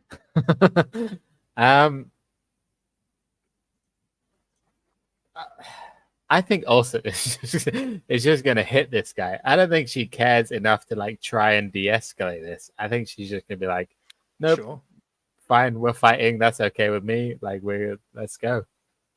Sure, absolutely. So essentially what you're doing, if you're just going to swing for him, is let me just make sure we're in the combat bit for the first time, but I think it's fairly straightforward. So yeah, give me a close. Yeah, you actually have close combat is resolved with opposed rolls, which does make sense. So he will roll at the same time you do. This is hand to hand. Is that right? Yeah, that's correct. Okay, well, he got 1 success. I got 2 on that one, a 9 and a 6. Okay. Well, then, you do indeed win that. And essentially, if you roll 2 more than your opponent, which you didn't do, you can also achieve a different result than simply hurting your opponent. It says here that must be declared before you roll any dice, and it can only be done if you fight unarmed. But given that I only mentioned this afterwards, it contains things like pushing them back, tripping them, pinning them in a cinch, stuff like that. So do you want to do any of those things, or do you want to actively damage him? I think in this case, I'd be happy with getting a bit of distance and then pulling my blaster and being like, I'm LAPD, like, back off, let me get on my work, or this is going to end really badly for you. Sure. So you shove him back, you draw on him, and you say what you just said. Yeah. Yeah, absolutely. He staggers back and kind of bumps into the wall. Can you give me a manipulation roll at advantage, please? Okay, I'll do my best. Manipulation is pretty bad. It's a D8 and 2D6. I think that's how it works. Yeah, that's how it'll be. Okay.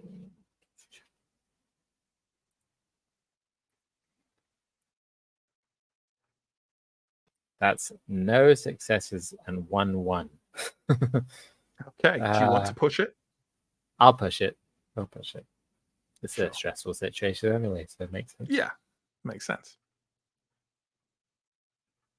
I got an 8 and a 3, so 1 success. Okay, so take a point of stress. Obviously, as you said, a stressful situation. The guy kind of blinks and struggles to focus on like the barrel of the gun held quite close to him. And he sort of blinks and mumbles something incomprehensible, grabs his bottle, walks back across the corridor without looking back at you and slams the door to his apartment. Also will sigh and knock on this door again a bit louder. Sure. Uh, There is. It doesn't matter how long you wait. There's no response. So you tell me how long you wait. Probably like 20 seconds. And then I guess we'll start trying to like we'll probably start, unless this door looks like absolutely impenetrable, we'll start trying to like bash her way into this apartment. You could definitely try and tech the door through the door, but you can also try and force the door. So Austin's it's going up to to you go which you for force. do. I thought you might. Yeah. Well, that's just a force roll, please. Okay. Force is 12 and a 6. 6 and 12.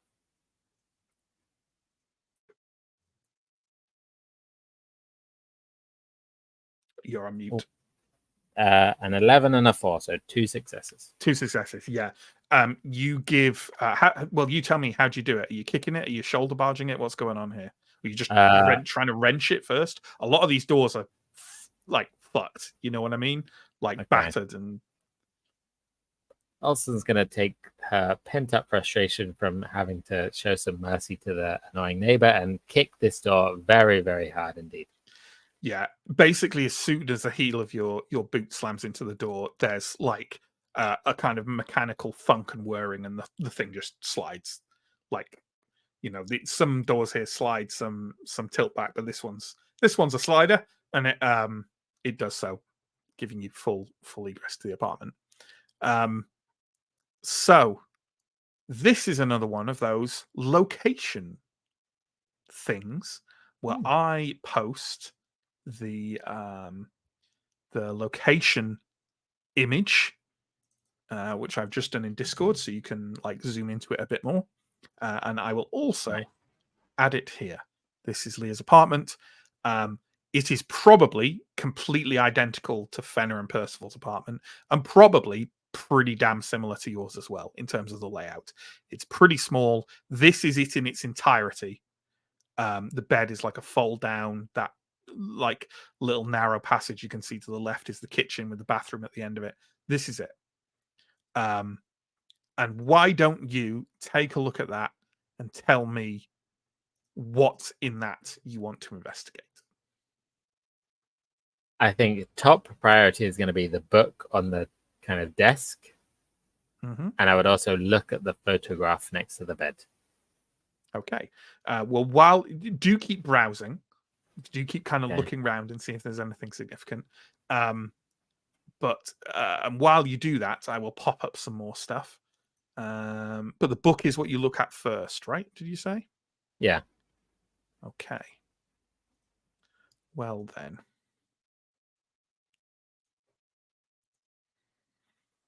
This is what is contained in the book.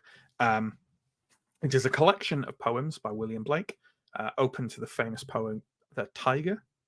I mean, that looks to be it at first glance, but obviously you can take a closer look at the book however you want. But that's what you immediately see.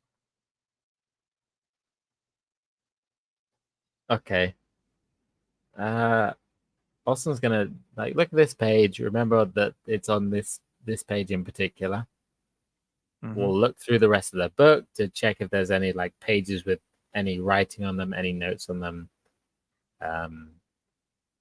And I mean, if there are, take a note of them. If they're not, she's gonna take this book with her. Absolutely. If you are leafing through the book, because you said you were looking for writing, and I mentioned you do not Yep. find writing, but you do find that there is a page torn out. Okay. What number page would it be that's torn out of this book? I can find you exactly the number page. I fucking can't. Right. So that number. I guess tells you that it doesn't matter. But let's Okay. call it page 40. Okay, but I mean, presumably knowing the number, Olsen could at some point find this page, because this is a book that you could find a copy of and get the pages torn out. Yeah, probably. Yeah. Okay, that's 40. Okay, I mean, Olsen's going to take this book and going to leave it to her probably more adept colleagues at this sort of stuff to figure out what this page particular might mean, or the missing page might mean. Is going to look around for the missing page in case the missing page is still in the apartment. Sure. Yeah. But okay. Yeah. I mean, give me an observation roll for that. Okay. Observation is definitely not Olsen's strong suit. I think it's a D8 and a D6 again.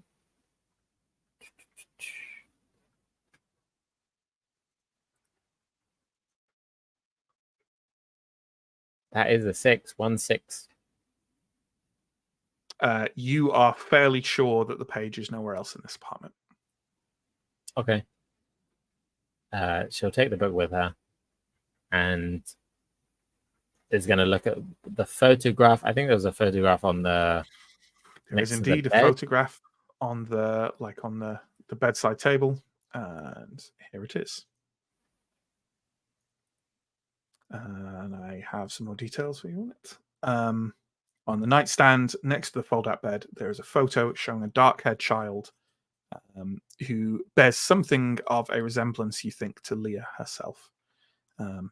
As you can see in the background of the image is what looks like some kind of red sanded desert.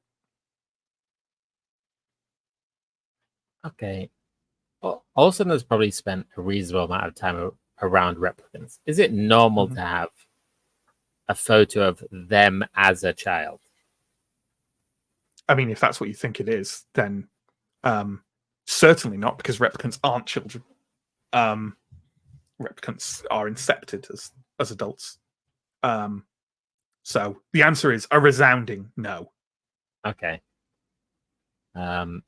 Olsen's going to take this picture out of the frame, stuff it in a page of the book so it's safe, and take it with her as well. Out of the frame, you say? Yep. There is a stamp on the back of the photo. What does it look like? Does it look like anything that Olsen recognizes? It looks like a stamp a business would use. It says Doc Badger. Can you give me a connections roll? Okay, connections. I don't know what connections. Okay, also pretty bad.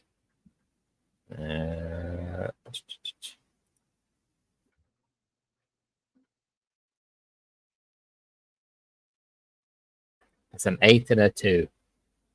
So 1 success. Okay. Doc Badger is a pawn shop owner in Sector 5. People go to him for a lot of stuff, like local fixer, pawn shop owner. PAWN porn. Just to check. Okay. Yes. Okay. Also, won't take a note of this because is taking the photo with her in any case, but is mentally take a note of this as kind of a place to go and check up on. I guess the photo may have come. Would a pawn shop sell photos of a random child? You just don't know. It seems like maybe yes. Okay. If the stamp's on there, you can't think of why else it would be. But yeah. If only there was some kind of investigation you could carry out. Yep. Yeah. I think there was one other book open on the kind of more in the center. There's one on let's bring the apartment image back up. Yeah, there's one on the left on the desk, and then there's one in the middle table. Both of those books are Like one of them is like the kind of LA 2036 equivalent of the Yellow Pages, which I realize has just lost probably a bunch of the audience. Like it's listings, like business listings, stuff. Okay. That's the one that's closed. It's not open. The other one is like a it's a spinner manual, and it is Okay. open, but it's like just open on like it's open on a page you've had to use, which is just like basic, Common basic spinner maintenance and problem. repairs. Yeah. Okay. I think other than these like immediate details, also would have a look around the apartment. Is there anything like would look in the drawers, would look at like in the bedside table, maybe in the like bookshelf around the bathroom, just, like would have a look around if anything like stands out in particular. Sure, absolutely. And I will give you a roll for this because there's something in this photo that's real weird that you haven't selected. So I will give you an observation roll. Okay, thank you. Now I feel bad I haven't noticed whatever. No. It's like photo. I think it's the kind of thing that when you see it, it probably needs a bit of zooming. Certainly, if you're looking at like we are here on the screen, it probably doesn't stand out. But like, Okay. I'll take my observation. I'll do my best. I think it's another D8 plus D6.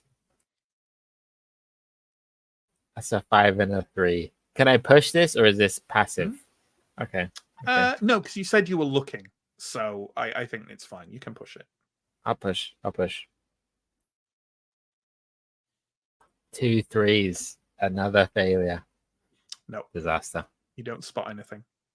It's worth noting that if anyone like this is a location photo, right? We will assume that this is literally the photo that Olsen has taken and will then upload to your KIAs. So if there's anything on it, including the snake pit one, including any other location photos that come up, if there's anything that stands out to anyone else, obviously you can't tell Olsen to look at it now. But if you see something and go, that's worth a shift to go back and look at that, then absolutely you can do so later, But I'm not going to tell people what it is, obviously. But you can continue to pour over these things, as any of the resources I've passed on to you, such as, for example, the newspaper, which was the first thing I gave you that no one has mentioned since. Which I'm just saying might be worth a revision at some point. Okay. But yeah, Olsen, I think you're gonna wrap up here. The final thing will be there's like food around. Olsen's just going to check that this is like a day old. It's not like from 20 minutes ago, hot plate, hot food or something like that. But other than well, that, you know what? You've mentioned food, and you made the observation roll, which you failed. But being as you've mentioned you're looking specifically for these things. There isn't much in the apartment you'd expect to find in terms of like living consistently there, really. You don't find much food. You don't find much normal drink, but you do find in a cupboard in the kitchen a considerable number of empty vodka bottles. Okay. Does Olsen have the sense of how common it is among replicants, particularly, to have like problems with alcohol? I mean, certainly not as consistent as like humans. Because you're just created and you're given a role and a job, and like you have no societal pressure to start drinking and stuff like that, right? In the way that most humans grow up with an expectation to drink. You've certainly seen replicants drink, and they can drink. They are, let us not forget, essentially biologically human. Yeah. But yes, it's uncommon. It feels weird for a replicant to have a. Yes. Yeah. Because Olsen knows also that it's like this Leia was drinking heavily at the snake pit, and the snake pit has like strong drinks, and also finding a lot of bottles here. That would be like a bit odd. Would not be like a normal. Correct. Okay. Well, we'll take a note of that. Snap a picture and then head off. Yeah. Well, then, it seems to me like it's time for your regular shift reconvening. It feels weird for you to all go back every time. So shall we have this one on a vid phone connection between the three of you, and we can say that Willem Willem can't get a good signal or something, right? So he's not in on this one. But can we do a thing I wanted to do with this? Might be a fuss, right? But I like the idea of it, which doesn't mean it's good. But if everyone can click on, you should have like a settings thing at the bottom, right? Do you have a settings cog at the bottom of your screen? I'm assuming you have that as well. And then if you go to virtual background and change your virtual background to blur, like we're on a business call, that I want people to do this if they're on a vid phone call. I don't know. It just seems fun, right? So you're all connected to each other. Let's talk about the shift and sharing information and anything you might have. Then we'll actually do the promotion and humanity points bit for this sprint, and then we'll wrap up. But yeah, off you go.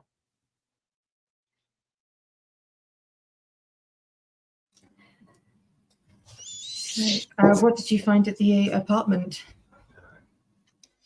And the most thing that stands out to me right now is the neighbors drunk and annoying. But there's a book open, William Blake, some kind of poems, one page torn out. I'm bringing it back with me. There's a photo of her.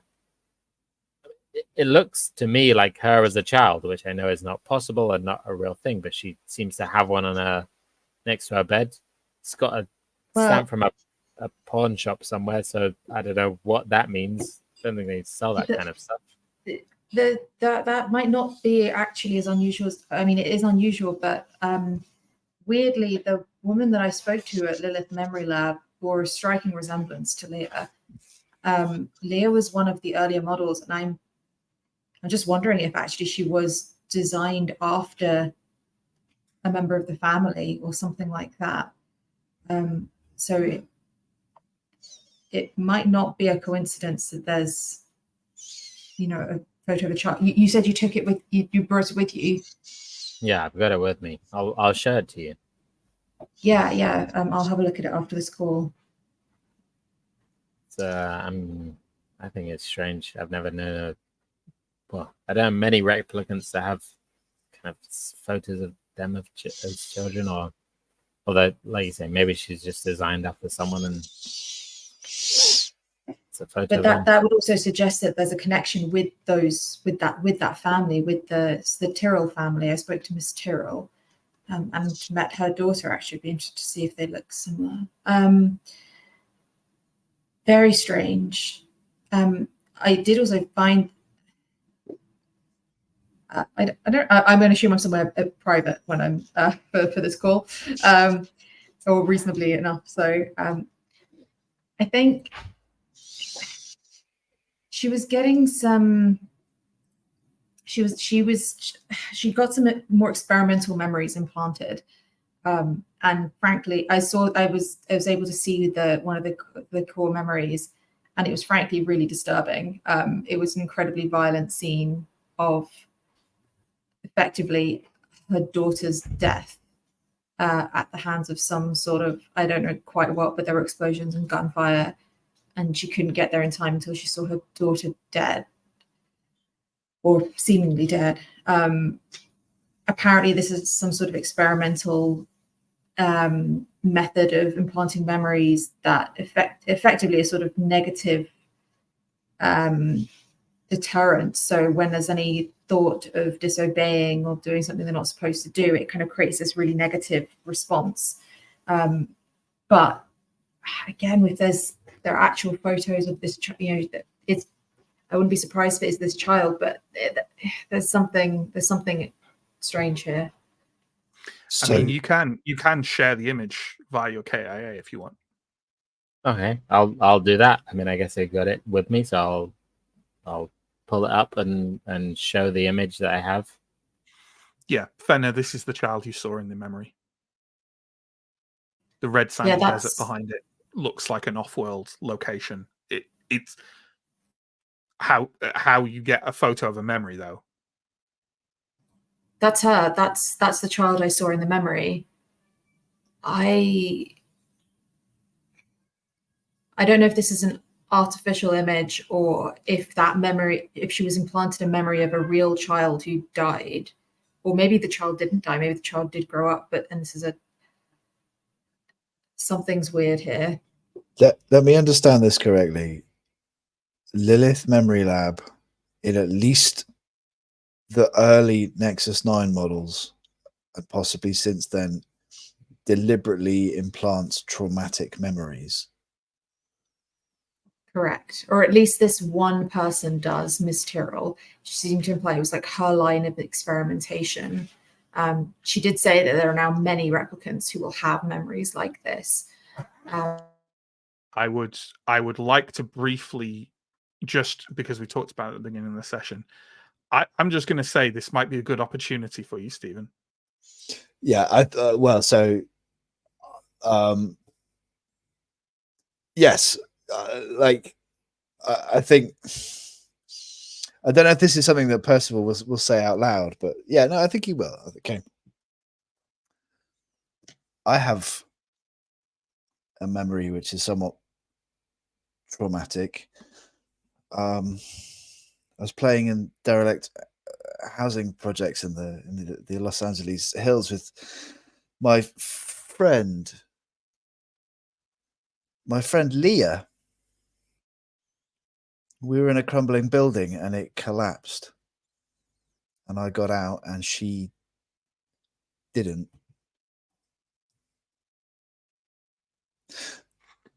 I just want to check something. I think it's fair that you seem a little lost for a moment. Yeah. Percival's just going to like check some stuff on his KIA. And I think at this point realize something that Stephen figured out a little earlier on, which is that Leah, the replicant's incept date is the 4th of July, 2036. That's the same as my incept date. The child Leah, that not a different Leah, or did this person look similar? I don't know. She was called Leah. She was a girl. Maybe I've come from the same place. I will say that I found a lot of bottles in the apartment, and Percival, I'm sure I remember we were told that Leia used to drink quite a lot of the snake pit. From my experience, that's not that common among replicants. I think, Fenner, considering what you found as well, perhaps this memory or something in conjunction with this memory has caused a problem in terms of Leia and how she's functioning, what's going on with her. I know that my memory is false. Intellectually, I know, but it feels more real than anything I have experienced. And that was a childhood friend. I can't begin to imagine what losing a daughter so violently would do to somebody. Regardless of whether they knew that the memory was real, it's going to feel real. I think the other thing is, if it feels real and then you see a picture of this child, you would even more start to believe it.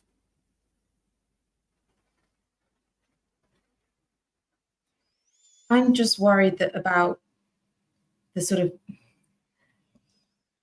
I guess, the PTSD effect of this. You know, if something triggers this memory, and she's now a fully fledged adult Blade Runner with a blaster in her hand. Mr. Earl said that wasn't the purpose. She wouldn't relive memories in that kind of way. But I don't know. Maybe there was no actual reaction to the memory as it was. Maybe she got caught up in some group that, maybe just the unfairness of something like this, and like living with something like that she didn't feel was right, and she's got caught up in some sort of group, and then I don't know. But it feels weird to me that there's a possibly very real child who's being used like this for replicant memories. And if that has a purpose, does your childhood friend, Percival, Leah, did she look like the photo that Olsen sent? No, but the name is a coincidence. That's this feels connected in some way. For the record, I'm not about to drink a whole bunch of vodka and go off the rails, but something is strange here. And while we're on the subject of something strange, since you used your memory there, Stephen, you know what? I might as well throw in a free roll with advantage for you here, because you said you were like looking at things and you noticed the incept dates. So why don't you give me a tech roll with advantage? Tech roll with advantage, sure. It's going to be 3d12.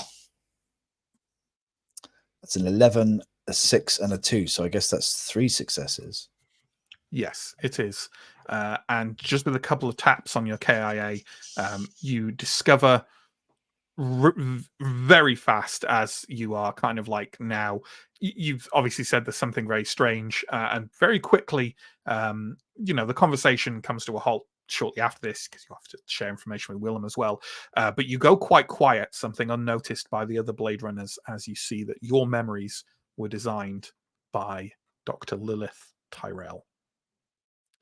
And I think we will wrap up the roleplay portion of the session there. Feel free to come off your vid phones if you wish, or not at the moment.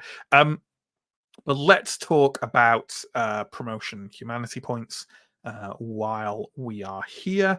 And again, what I'm going to do is we'll randomize who starts talking about them, and then we will. So it's Stephen first this time. Not that everyone can upload the same stuff this time anyway, because everyone went to different places.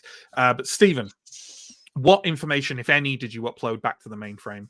So I think we've established at this point that Percival is nothing if not by the book. He will have uploaded the wide shot and then the enhanced picture of Leah getting into the cab. So as a just like the link to Metro Cab and stuff like that. Yes. Yes. Okay. Take a promotion point for uploading that, and take a promotion point for finding it. And also take a humanity point for utilizing your key memory. Cool. Thank you. Inga, what did you upload? I think I'm not expecting promotion point for this. I think I might just upload the possible Tyrrell memory connection, but leave it as like vague as that and not the full information for now. I think I might leave it at that for now. But what I might do is message and update Quell to say that to thank her for the introduction to the memory lab. It's been very helpful as part of the investigation. And again, I maybe leave it at that for now, but we'll keep her updated as I had promised I would. Okay, can you keep a separate tally of something for me then? Just call this Quell or Wallace Corp or whatever, right? And just give yourself a single mark on that. I have reasons for this. And I'll ask you if you need to add to it. But that sounds like you gain 1 promotion point for this, not for the upload, but for uncovering something. So, yeah. Olsen. Olsen's going to upload the picture of the apartment, probably the name of the book, and a picture of the page that the book was on. A picture of the picture. Picture of the picture. Probably picture of the back of the picture, and that's it. Nothing about the bottles or anything else. So you will get 2 promotion points because you found something important and you uploaded it. I forgot to say, actually, Inga, you can also take a humanity point. It's so when you get promotion points or humanity points for story-based things, do you want me to tell you what they were? It's entirely up to you. You might feel it adds to it. You might feel it takes away from it. I don't know. Like, because it could be tough if I keep giving you humanity points, but you don't know what they were really for. Then you go, I guess I'm doing something right. But like, are you? What do you think? Or if I tell you, it might. It's not going to give you clues at all, but it might go, oh, that's interesting. Like it might add to it. So it's up to you guys which way you want to go. I'm a curious kitten. I like to know things, and I'm quite happy separating like player character things. Yeah. No problem. Well, unless anyone else massively objects, then I'm fine with that. You got a humanity point for befriending Sarah Tyrrell. I thought that might be it. Yeah, there we go. How easily would we recognize Tyrell as like the Tyrell family? Oh, absolutely. Okay, yes, everybody completely, 100%. Yeah, Okay. You are all aware that essentially they aren't really a predecessor, but the predecessor in terms of like global replicant monopoly to the Wallace Corporation was the Tyrell Corporation. Absolutely. Okay, let's get that's the session wrapped up. Obviously, we'll sort promotion humanity points for Alex as well before the next session. I'm going to do quick promo, and then we'll be able to chat about stuff. Pop any questions or comments you want in the chat. But first, promo stuff. Links down below. Twitch, YouTube, the usual things happen with those. Videos moving between them. You'll also find links to our social media, our Patreon, our Discord, our merch store, stuff like that. We are also running a Kickstarter campaign at the moment. The first one we have run for a lovely zine supplement for the wonderful Troika system. It's weird and fun, and maybe you'll like it. I will put the link in the chat. There we go. That's running for the next month until the end of March, if you want to back it. We run 3 games a week, sort of, at the moment. Mondays is Warhammer, Wednesdays is this Blade Runner, and every other Thursday is Wicked Ones. We did have a system on the alternating Thursdays, but it has ended and we don't have anything to immediately replace it. Other systems that will be arriving soon are the Yellow King, Call of Cthulhu, We Deal in Lead. We also run one-shots once or twice a month. The next ones in March are going to be Dune, appropriately, for the release of Dune 2, and also another Troika one-shot, in which we will be actually running our zine. Stuff from our zine, or at least from the very early version of our zine, that will be completed to that point. Okay, let's talk about some stuff to do with. Has anyone got any questions? Things? I have a question for you guys, but I'll leave the floor open to you first. Not a question, just a general like. Man, I'm sorry, guys. I feel I'm having an off day. That Tyrrell thing, man, that's obvious. And I did until you said that at the end there, Sam. I was just like, did not put that together. So I was like, dull. Very silly. No, but you're mid role play, aren't you? So you don't necessarily notice these things. I would say though, I would strongly recommend. I'm not saying you're going to have the answers after you've done it or anything. If anyone hasn't, I'd strongly recommend reading that newspaper. Because I think I threw it at you. Yeah, I posted it in the Discord. Oh no! I mean, like I know we as players have it, but as characters, do we? Because I think Novak was reading the paper. Sure, yeah. But like, you can all have a copy of the paper. It's hardly an exclusive item. It's just what's happening in the world right now, right? It's just the news. Yep. Yeah. She's on the front page. Yeah, she is. So. Oh God, we're being terrible at our jobs. We're all gonna get fired. I'll wait until my downtime to relax and read the newspaper. All right. Yeah. No, that's legit. Like that role play of that is pretty legit. Anything else from anyone? Sorry, I am marking comments to put up on screen while I because I forget to do it while we're doing it. I felt like that. I felt like the whole kind of story took a real turn at the memory lab in terms of like there's a Tyrant involved, and like they're weirdly similar to Leah, and also there's like a daughter, and also there's this memory, and it's like, okay, right, like I think at the that's some very fucked least, up shit. yeah, we're strapping in for something pretty deep and heavy, right? Like something's going on with Leia, whether that is that she has just killed this person and run off, or like someone else is manipulating this in some way. Clearly, something has gone wrong with this replicant in some sort of fashion. Yeah. Is it possible to have, because you can have replicants who don't who think that like people who think they're human but are actually replicants? Can you have people who think they're replicants but are actually human? Even who knows? I don't know. That's got to be a documented psychiatric disorder in the Blade Runner universe. Humans that believe they're replicants. Sure. So my question for you, there was a point tonight when I asked someone to make an observation roll when they met someone, or I said your choice of observation or connections. Your character failed it. Did anyone else as a player pick up on something? Was this when I met Terry? I recognized the art. Like, how do you recognize it? Now I'm going back to the films that it's been too long since I've seen. He's in the first one.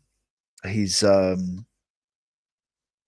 is it Yeah, like it's the glasses that give it away, right? It's Eldon Tyrell. It's Eldon Tyrell. Okay, cool. The leader of the Tyrell Corporation. They've just used his face for a the father of replicants. Yeah. Oh, so they totally are using the actual people in the family. Yeah. They're called templants. I would also note as well, because I don't think it's flavor. It's not necessarily applicable to the to the actual story. But Lilith Tyrell is not a name created by Free League. The character is. I don't think she's ever been detailed before. But in Blade Runner lore, the character of Lilith Tyrell, the niece of Eldon Tyrell, exists as a templant. Okay. Upon which another replicant was physically based. Is she the one for the? Is it Rachel? Mm-hmm. Yeah, she was. There's definitely a passing resemblance there. Like an older Rachel. So if you want to cast Lilith Tyrell and Leah in your brain as Sean Young, then you are 100% correct. Nice. So yeah, I'll go ahead and say it's not part of the story. So it's flavor, wheels within wheels. Yeah. But if you were watching this as a film, you would immediately go, "That's Sean Young." What? So I feel it's perfectly valid to flag it at this point along with this.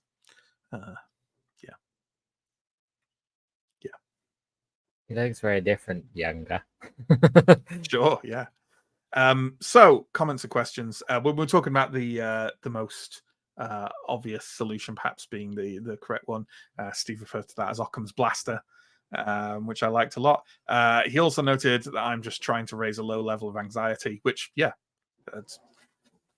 people have seen my other actual plays, right?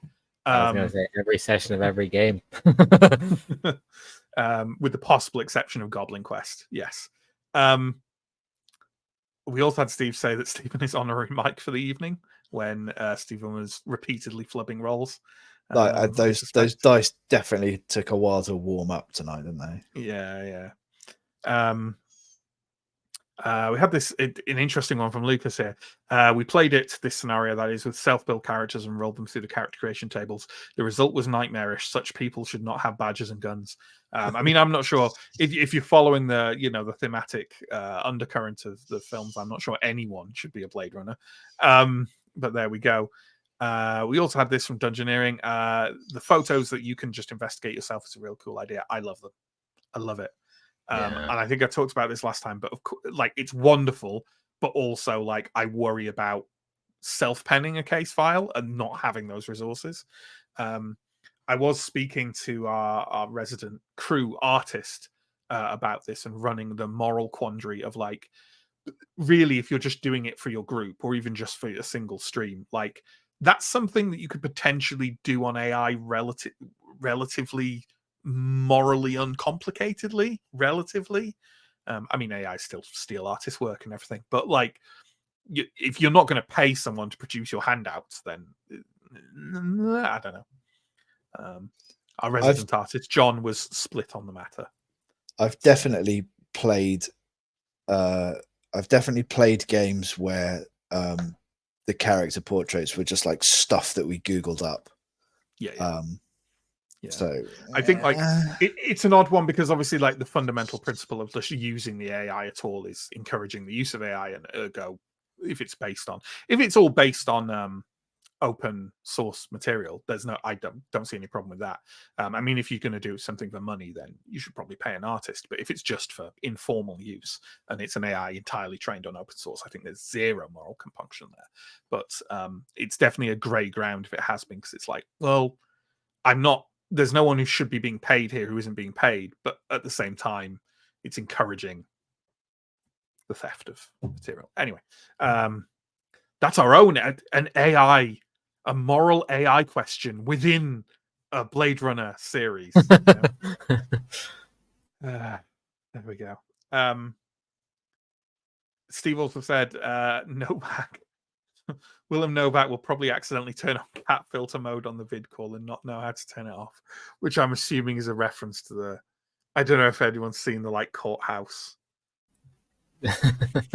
I can assure you, I'm not a cat.